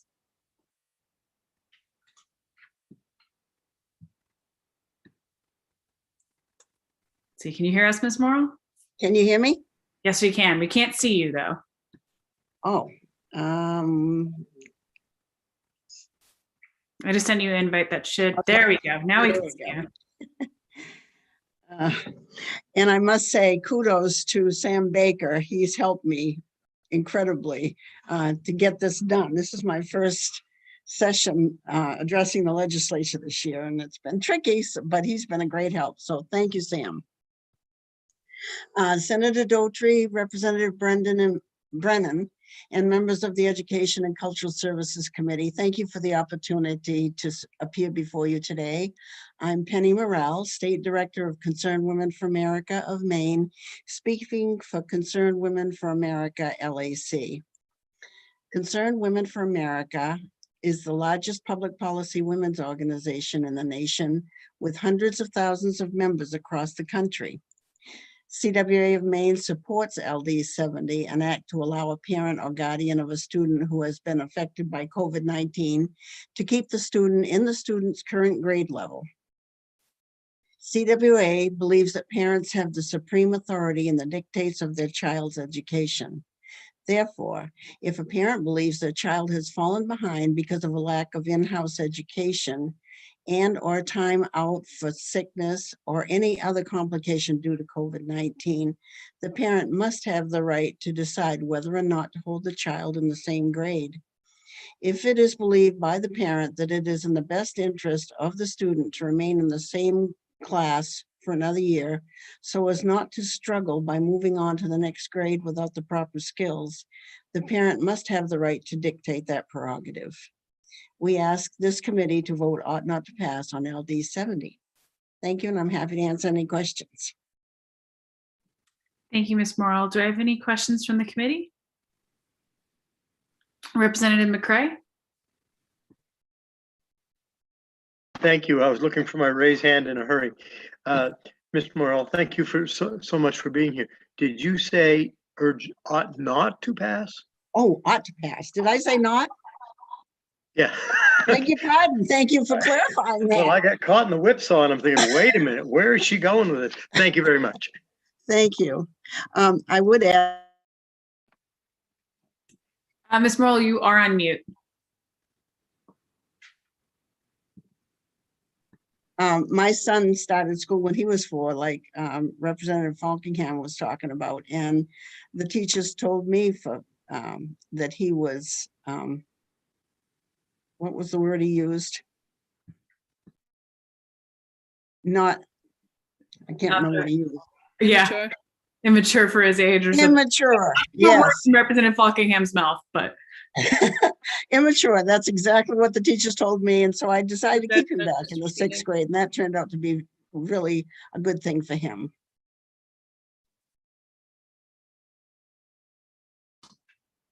Thank you. Do I have any other questions from the committee? Seeing none, thank you for your time. Thank you. Before we move, and Representative Falkingham is saying it was immature, so I did not misquote him for the record. Up next, I don't have anyone else signed up to testify in favor of this bill, but I will ask of those in the attendees, is there anyone, please raise your hand if you were here to testify in favor. Okay, seeing none, we'll be moving on to those testifying against. I have Mr. Bailey, followed by Mr. King, followed by Ms. Courtier. And let me see, once again, we have 2 Eileen Kings in the attendees room, and our wonderful clerk is wondering if it might be Mr. Bailey, Ms. King on 2 different accounts. So Mr. Bailey, if you would please raise your hand in the attendee room. Will this work? Yes, you solved it, Sam. Okay, welcome, Mr. Bailey. We'll let you get settled. I'm sorry, welcome, Mr. Bailey, posing as Ms. King. Can you hear us?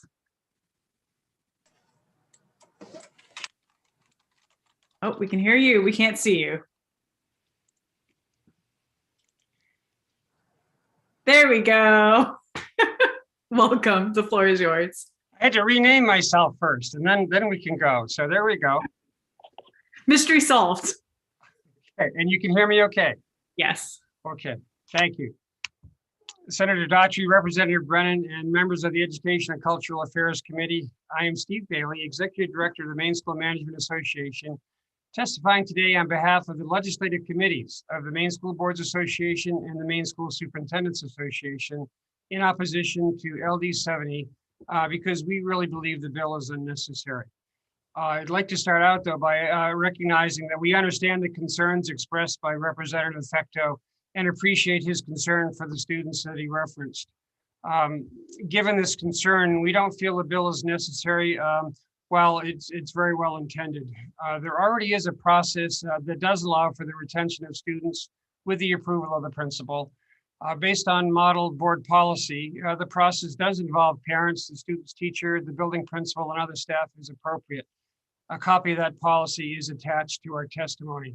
And I do appreciate the, I guess, and I'll use the term in a positive way, the simplicity of the direct letter that Representative Fecteau did make mention of, in terms of having that be the request, as a simple request really for the parent to make the request and then require that the student be held back.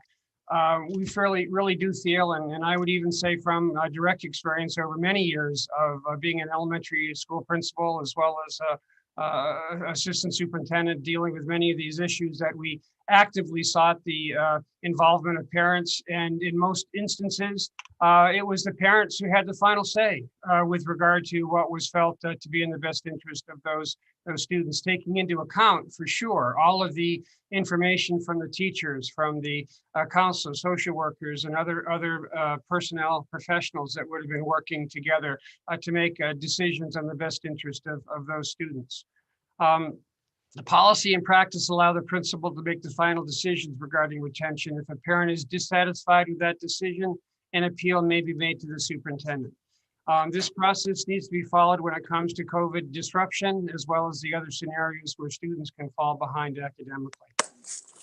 The remediation should first involve tutoring, summer school, or in-school opportunities during the day to support students who are struggling. I do know that many districts, if not all, are considering right now, here we are in March, what's going to be the need and desire for instruction that may be needed for students that do have some learning loss or gaps to prepare for next fall. The other thing just to remember that learning is a continual process, and it's not a lockstep from one grade to the next. And where a student is at the end of the year really is where they begin the next year, regardless of what age they are and in terms of what particular grade they're in. So that's something too that should be given consideration with regard to this bill. Given the statewide impact COVID has had on school closings, particularly last school year, it's not reasonable or wise to simply have students repeat a grade. That action will have ramifications both on students and the system itself. As is the case now, if the parent and principal ultimately agree that it's in the best to hold the child back for a year or repeat that same grade, that's a collaborative local decision and should remain so and not be dictated from Augusta. So with that, we would oppose LD 70, hope that you would support that particular belief, and I'd be glad to answer any questions if I can. Thank you, Mr. Bailey. I have questions from Representative McCray, followed by Senator Woodson. Okay. Thank you, Madam Chair. Good to see you, Mr. Bailey. Good to see you as well. I have kind of a loaded question, and your two associations may not even want to weigh in on this. Would you expect, you as the director, that there will be more of these requests made of school systems due to the state of education this last year than usual, or do you have any idea? It would be a guess, but my educated guess is yes. I do think there would be more, but at the same time, as Representative Fecto suggested, I don't think there'd be wide use of this. But I do think there would be more. I do think the ability for schools and schools districts to accommodate, if there were large numbers, would create some challenges for sure, were it to be used in great number. Thank you very much. Senator Woodson. Thank you, Madam Chair. Yeah, the same question as Representative McCraig, but I'm going to follow up on that. And I mean, if this bill was passed, then the superintendents would have less, and the principals would have less control over the child staying back. Is that not true? The way it reads right now, yes. I mean, basically, it's shall, based on the ability to accommodate. Okay, thank you. Do you have any other questions for Mr. Bailey? Seeing none, thank you for your testimony. Okay. Thanks very much. Good to see you all. Good to see you as well. I'm going to let in the real Miss King. And then following that, we have Ms. Courtier afterwards. Welcome back, Ms. King. Senator Daughtry, Mr. Bailey testified on both behalf of the Maine School Board Association and Maine School Superintendent, so I don't have any other further testimony, but I'd be happy to answer any questions. Perfect. Well, in the interest of time and consideration, I will move you back into the attendee section. We're following our spreadsheet here, so apologies. Okay, and up next, okay, the floor is yours. Okay. Senator Daughtry, Representative Brennan, and distinguished members of the Joint Standing Commission on Education and Cultural Affairs. I am Holly Couturier, and I'm the Executive Director for the Maine Principal Association, representing more than 800 pre-K to 12 principals and assistant principals of public and private schools in Maine. While the Maine Principal Association recognizes the need to support students who will experience gaps in their education due to COVID-19, schools are currently working on plans to address these concerns for all of their students and help fill in those gaps. In addition to this, school districts throughout the state of Maine have policies in place to address student retention that they follow each year. the Maine Principal Association believes the passing of LD 70 would circumvent the current processes and policies that are currently in place. Many of which, as Mr. Bailey had suggested, or actually said in his testimony, many, if not all of these policies and practices involve multiple conversations with the parents, as well as all of the educators who are involved with each of these students. And then how the school plans on meeting the individual needs of those students going forward. So because of this, the MPA strongly urges the committee to vote ought not to pass on LD 70. I'd be happy to answer any questions. Do we have any questions from the committee at this time? Seeing none, thank you for your testimony. I would ask if there is anyone else in the attendee room who would like to testify against this measure. Seeing no hands, just one last call. Is there anyone else present who would like to testify on this bill? Okay. Seeing none, I will close the public hearing on LD 70. Thank you, everyone. And Parnas, while we just switch over to our next bill, which will be presented by our own Representative Millett. Give me 1 second, getting this loaded. So I will open the public hearing on LD 325, an act to expand the definition of education disruption to include states of emergency that limit students' access to on-site education for longer than 15 school days. And we have the bill sponsor, our own Representative Millett, here to present the bill.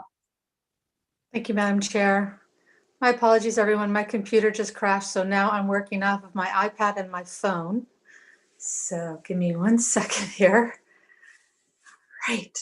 So good afternoon, Senator Daughtry, Representative Brennan, and esteemed colleagues of the Committee on Education and Cultural Affairs. I am Rebecca Millett, representing House District 30, which is most of Cape Elizabeth.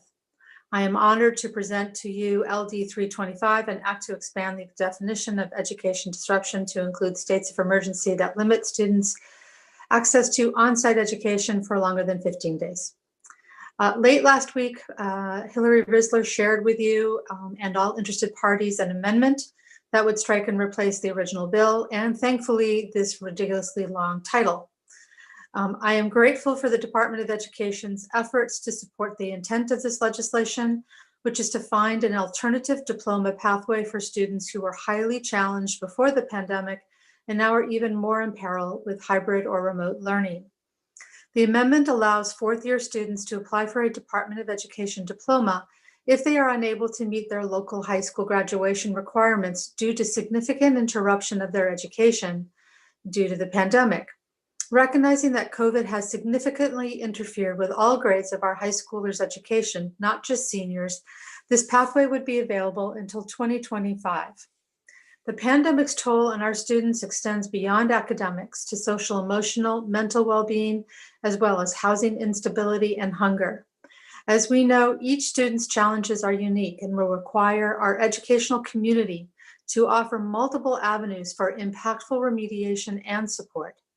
This bill, as amended, is one potential tool in our toolbox and will be especially important for those that simply cannot meet their local school diploma requirements despite best efforts of all involved. Thank you for your time and consideration. I look forward to working with you to pass this vital piece of legislation into law. Thank you, Representative Millett. Does the committee have any questions at this time? Seeing none, thank you for your testimony. You committee members.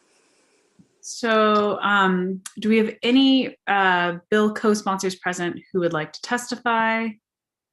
Seeing none, we will be moving to those for, followed by against, followed by neither for nor against.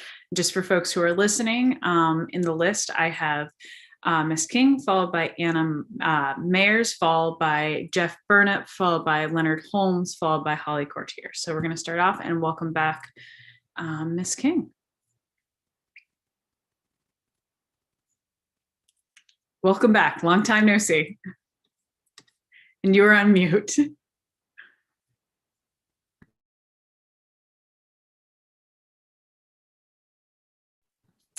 Good afternoon.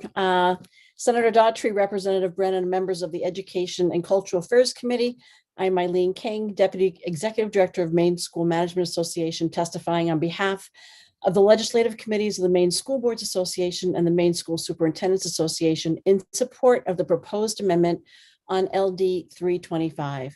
The proposed language appropriately defines who would be eligible to receive a Department of Education diploma to students who have experienced significant education disruption as a result of COVID-19. We are very appreciative of the amendment and the work that was done by the sponsor and the Department of Education to come up with this language, which we so very much support. And I'd be happy to answer any questions. Do you have any questions of the committee at this time? Seeing none, thank you for your testimony. And up next will be Anna Myers. And welcome and good afternoon, Ms. Myers. And you'll have to let me know. I hopefully got your last name correct.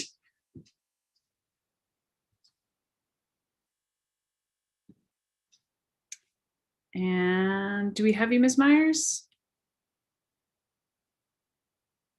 Okay. Oh, will not be testifying. Okay. So then up next, we will have Mr. Burnup joining us. Do we have him in the waiting room? Okay, we're not seeing him in the waiting room either.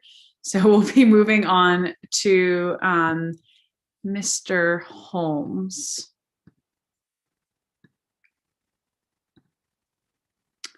Mr. Holmes, welcome.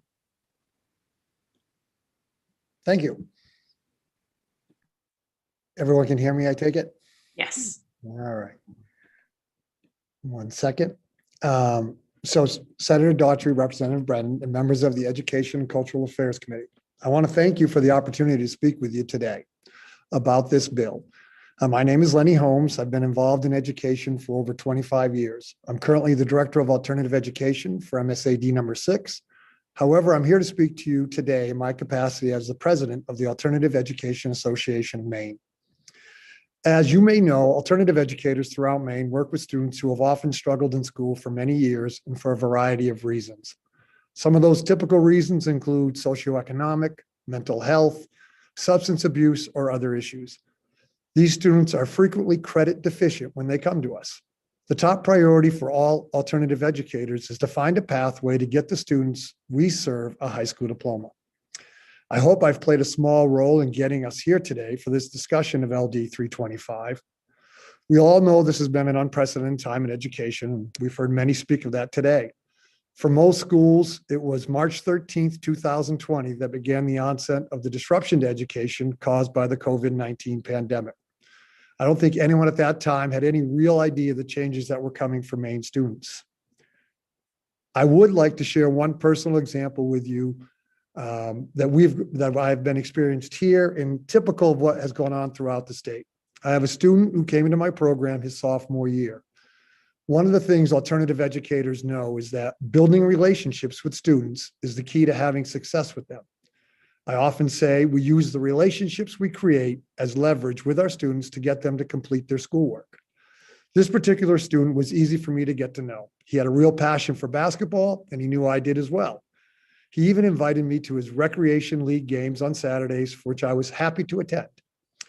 Once COVID hit last March, we slowly stopped hearing from this student, despite our repeated attempts. His mom reached out to me, hoping I could have some impact, and I tried, but it was to no avail. It's hard to leverage a relationship when you don't actually get to see the student and work with them. In early June, his mom called me and asked if I could meet them at our school. While I was waiting, she came to the door at our building, tears in her eyes, and asked me if I would come out to the car, as her son was refusing to come into the building. When I arrived at the car, I was taken back from what I saw. The student was clearly distraught, looked as if he hadn't slept in days, hair hanging over his eyes, and the student who I had such a great relationship would not even look sideways at me. It was at this point that I truly had a face to put with the impact of the pandemic. Through my conversations with other members of our associations, stories like mine are commonplace. The bottom line became clear to me. These students, who we should recognize were barely hanging on a string by a string before COVID-19, needed a lifeline. Without it, I was certain they were going to become dropout statistics. It's at this time I began reaching out to legislators about the possibility of somehow adding the disruption caused by COVID-19 to the law so these students could become eligible for the Department of Education diploma. Unfortunately, at that time, due to the pandemic, the legislature was not in session, and I was told there was really nothing that could be done. The beginning of this school year has provided more evidence of the impact of COVID-19 has had on our schools and students. I could give you more personal experiences, but I can assure you these students whose futures are dependent on the passage of this bill. So once legislatures were sworn in again late last year, I again reached out. And I was so thankful when I heard back from Representative Millett that she was submitting legislation to address the issue, which of course brings us here today. When debating a subject matter, it's always good to look at both sides of the issue. I find it hard to find a reason in this case that overcomes all the good that can be done. At worst, with the new language as written, a student might take advantage of his eligibility or their eligibility, even if they have not suffered through the hardship caused by COVID-19. They would still be eligible for the DOE diploma. However, I see this as happening far and few between, and it would be a shame to allow this to stop us from turning on the light at the end of the tunnel for so many of our Maine students who have struggled. There will be little burden put on local schools. Their only responsibility is to assist students who cannot graduate from high school with their peers and who have lived through these difficult times. As many of you know, there are 3 current educational disruptions which allow a student to apply for the DOE diploma.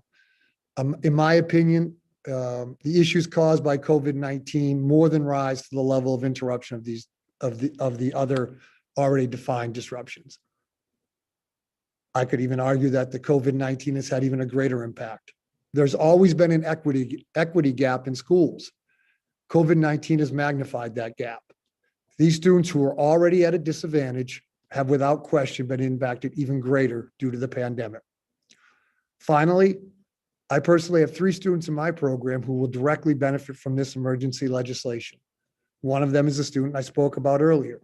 We've been able to leverage our relationships to carry them through the current school year. This has been done, in my case, with a hope and conversation with them that a bill will pass, and I'll be able to give them some good news. I can tell you without hesitation, they, like so many students throughout the state of Maine, have struggled for a variety of reasons, but almost all can be related to the circumstances created by COVID-19. I truly hope in my situation, we can continue to convince our students not to give up and to persevere, no matter what the outcome of this legislation is. However, I'm a realist, and I know at any time I can and will likely lose them without some outside help. My wish is that at some point I'll be able to stop telling them there might be help on the way, but instead to say to them, the help they need and deserve has actually arrived through the passing of this legislation. I thank you for your time and consideration, and of course would answer any questions anyone has. Thank you, Mr. Holmes. I have questions from Representative Crockett, followed by Senator Woodson. Yeah, thank you, Madam Chair. And this question may either be for Mr. Holmes or the sponsor, Representative Millett. Do we have a sense of how many graduating students this would affect in this school year? And am I understanding the bill right? Basically, seniors would basically have to be, lack of a better term, failed for this to take effect. Yeah, I can answer that. As written, what we're saying is they can't meet their local graduation requirements. So they've gotten to their senior year only. They can't meet the local graduation requirements. And at that time, they would become eligible to apply for a DOE diploma. I have Senator Woodson, followed by Representative McCray. Oh, wait, Representative Crockett. Do we have a sense of how many kids this is going to, we anticipate this impacting on the school year? My sense in the conversations I've had with other alternative educators, because we work so closely with these students who are already credit deficient, I would say most of them can identify 1 or 2 in their system that would be able to take advantage of this. Obviously, larger schools, more of them; smaller schools, less. Thank you. I have Senator Woodson followed by Representative McCray. Thank you, Madam Chair. Mr. Holmes, you're saying that COVID-19 is not a reason, acceptable reason to allow these students to graduate. Is that right? No, I'm not sure I'm following what you, what I'm saying is these students who often had a very narrow pathway to graduation, that COVID-19 has had such a large impact on them that they're not going to get to that point where they're going to meet the local graduation requirements. I understand that, but I was under the impression that school boards, school districts can already allow this to happen for different reasons. In other words, a senior does not have his credits, that the school board can accept that and give him a graduation certificate.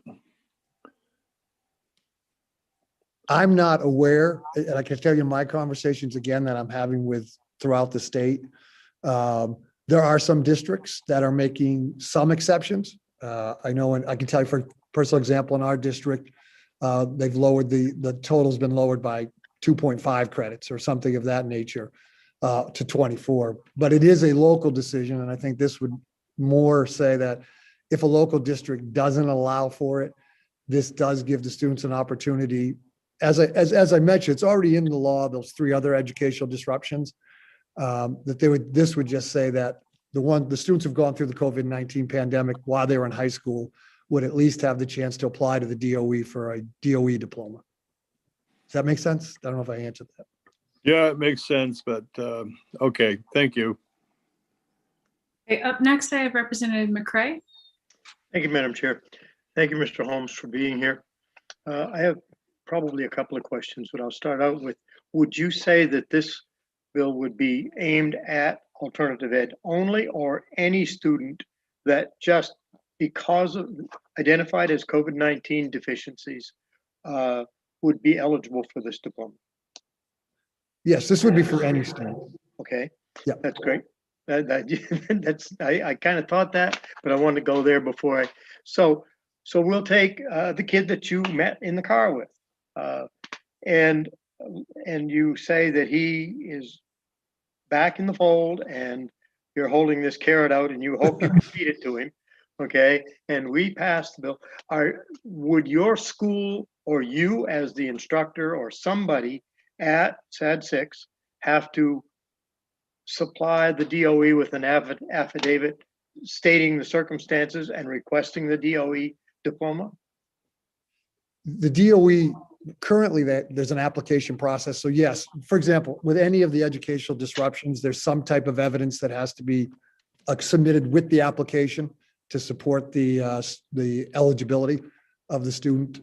So yeah, somewhere I'm sure in the DOE application, they'll be asking for something that says, yes, this student went through COVID-19 and whatever it is they're going to require.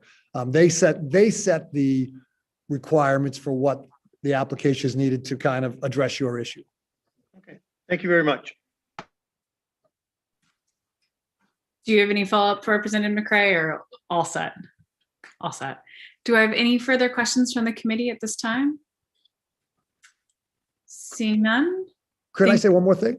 Yes, real quick, Mr. Holmes. Yes, real quick. Yeah, just that I think the safeguard that this puts into place is if a local school district doesn't feel the need to make any accommodations, these students still have that opportunity not to get a diploma and not be a dropout.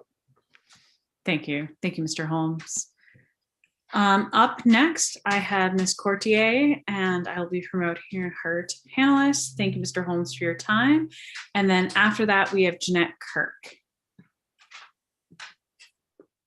Welcome back, Ms. Courtier. Hello again. Long time no see. Senator Daughtry, Representative Brennan, and distinguished members of the Joint Standing Committee on Education and Cultural Affairs. My name is Dr. Holly Couturier, and I'm the Executive Director for the Maine Principal Association's Professional Division. We represent more than 800 pre-K to 12 principals and assistant principals of public and private schools in Maine.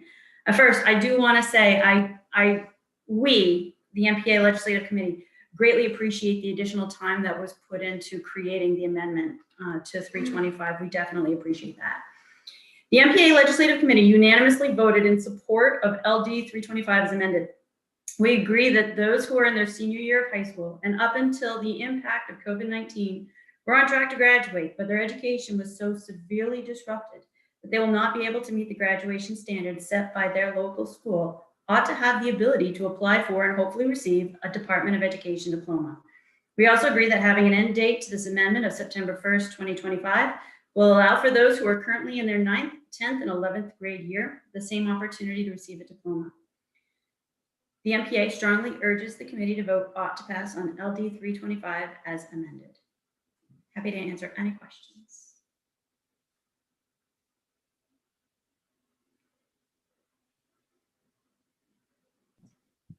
Apologies, dog emergency, but back. Representative Stearns. Thank you very much, Madam Chair. Dr. Couturier, I hope I didn't butcher your name too badly. It's close. In the ballpark. In the ballpark. I'm going to be the devil's advocate a little bit here. Would you say then that the state standard for a diploma must be significantly lower than a local standard? If a person doesn't reach the local standard for a diploma, and then they apply to the state, and they're just granted that diploma, it must be a lower standard. It's not so much that it's a lower standard. It's a different standard from some of the locals, yes, but it's also individualized. So the commissioner would be looking at the application that student has presented, and then make the determination if they've met the certain amount of standards that are set by the state. They just may be different than what is offered by the locals. Thank you very much. I'm ashamed to say that I'm not as up to speed as I should be on that state diploma. I know it exists, but I don't know the details. Thank you. Absolutely. Do I have any further questions from the committee? Seeing none, thank you for your time. And I'm gonna, is it Courtier? Is that right? No, it's Couturier. I'm thinking about putting it out phonetically, but it's okay. Phonetically would be a big help. Thank you. And I apologize for constant massacring. We could just call you Mrs. C or some Dr. C. Dr. C, that was on my license plate. It's a lot easier. Perfect. Dr. C it is. Perfect. Thank you. And we have Jeanette Kirk signed up as the last person that we have here to testify on this bill. So if you are in the attendee list and you had hoped to testify on this, please make sure that you raise your hand so that I can see to let you in. But with that, welcome, Ms. Kirk. Thank you. Good afternoon, Senator Daughtry, Representative Brennan, and members of the Joint Standing Committee on Education and Cultural Affairs. My name is Jeanette Kirk, Chief of the Office of Learning Systems, and I'm here today representing the department and speaking in support of the proposed amendment for LD 325, an act to expand the definition of education disruption to include states of emergency that limit students' access to on-site education for longer than 15 days. The department has worked with the bill sponsor and supports the replacement language, which provides a new provision to Section 257A, Subchapter 1, Department of Education Diploma Eligibility Requirements. This new provision specifically addresses fourth-year secondary students unable to satisfy the requirements for a diploma from a school administrative unit because of significant educational interruption experienced as a result of the COVID-19 pandemic and civil emergency order during the student's secondary education history. The proposed revised language includes a sunset clause to account for future fourth-year secondary students that experienced educational interruption due to the current COVID-19 pandemic and civil emergency order. This additional provision to Section 257A will be repealed on September 1, 2025. Educational leaders have continued to work tirelessly to meet all the needs of students throughout the pandemic. This bill will allow educational leaders to provide additional supports for Maine's most vulnerable students should it be needed as graduation approaches. The department supports the amended language for LD 325, and I'm happy to answer any questions the committee may have at this time. Thank you, Ms. Kirk. Do I have any questions from the committee? Senator Woodson. Thank you. So, let's say a freshman shows problems with earning his credits. Then he goes on, she, to later years, and also is showing difficulty in earning their credits.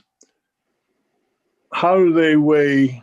Is it just the senior year? I mean, just the freshman year, just the sophomore year is related to COVID, or is this transferred each year? The way the bill reads, my understanding is it would allow sufficient time for any student in their secondary education that's been impacted for COVID-19 to have the opportunity to earn a Maine Department of Education diploma if they've been impacted. Okay, I just feel it opens a whole can of worms. Thank you. Do we have any further questions? Representative Crockett. Yeah, thank you, Madam Chair. Just to follow up on Senator Woods, I'm a little confused by the timing of 2025 in the bill, because obviously if a freshman is impacted this year,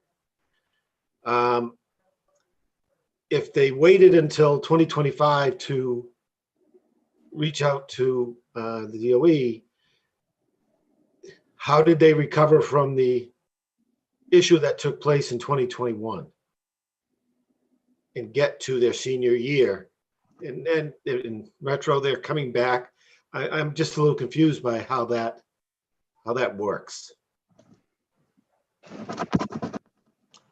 Any thoughts on that? The local school districts would determine which students would have met which credits. And this bill would ensure that the minimum standards for high school diploma, as outlined in section 4722, would be met.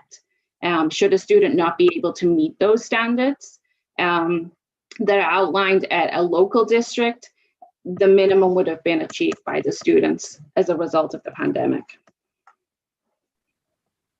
Do you have a follow-up, Representative Crockett? I can see you doing, okay. Any further, Representative Stearns?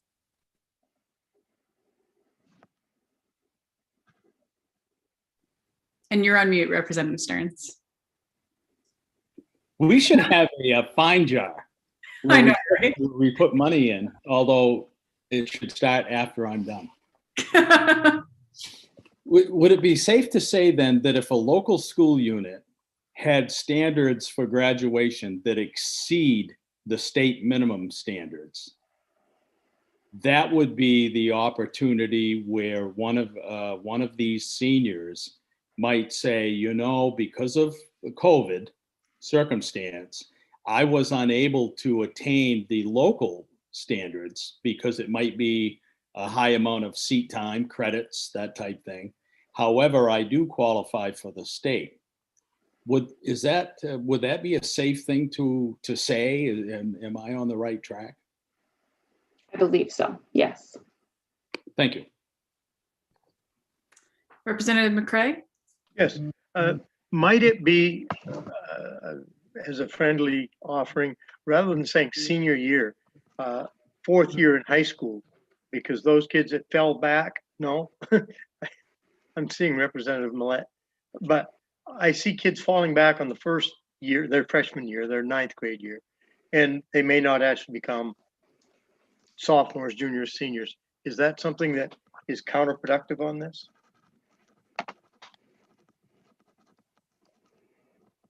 Is that question directed to me, Senator and Yes, Representative yes, McCray? Yes. Sorry, could you reframe that again, please? Well, I'm just wondering, we seem to be getting hung up on by the time they are seniors, and if their disruption is when they're freshmen or maybe sophomores or both, they may not technically in their school become 10th grade students, 11th grade students, 12th grade seniors. They may still be 2.5 years into their 4-year high school career, rather than seniors just having them be 4th year in high school and not having met the school standards. I'm just curious if that plays in.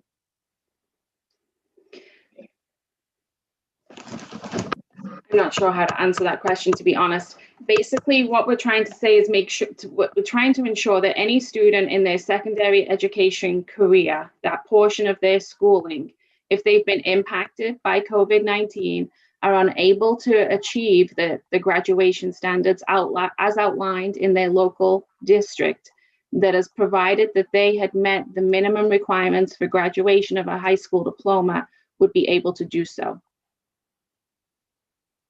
Okay, I think that answers my question or concern. Thank you. Do I have any other questions of the committee at this time? Seeing none, thank you so much, Ms. Kirk, for your time and your testimony. Do I have anyone else left in the attendee portion of the room who would like to testify on this bill? Seeing none, I know we had a lot of questions on this, so I know Ms. Rissler is working on one of her expert bill summaries for the work session, but also just, to work with the bill sponsor, Representative Millette, to sort of answer some of these questions as well. So not seeing anyone else, no hands are going up. I would move to close the work session on LD 325. And unless I have a sneaky bill that's hanging out on our calendar that I cannot see on my computer, I'm fairly certain that we've actually managed, despite all of the tech hexes today and some other obstacles, we have concluded our work for the day. Ms. Rissler or Representative Brennan or Sam, do you have anything to add before we adjourn? Seeing shaking heads. I think we all need some time away from Zoom and yelling at our unmute buttons. So thank you all for great work today, and we'll see you back here soon. Take care, everyone.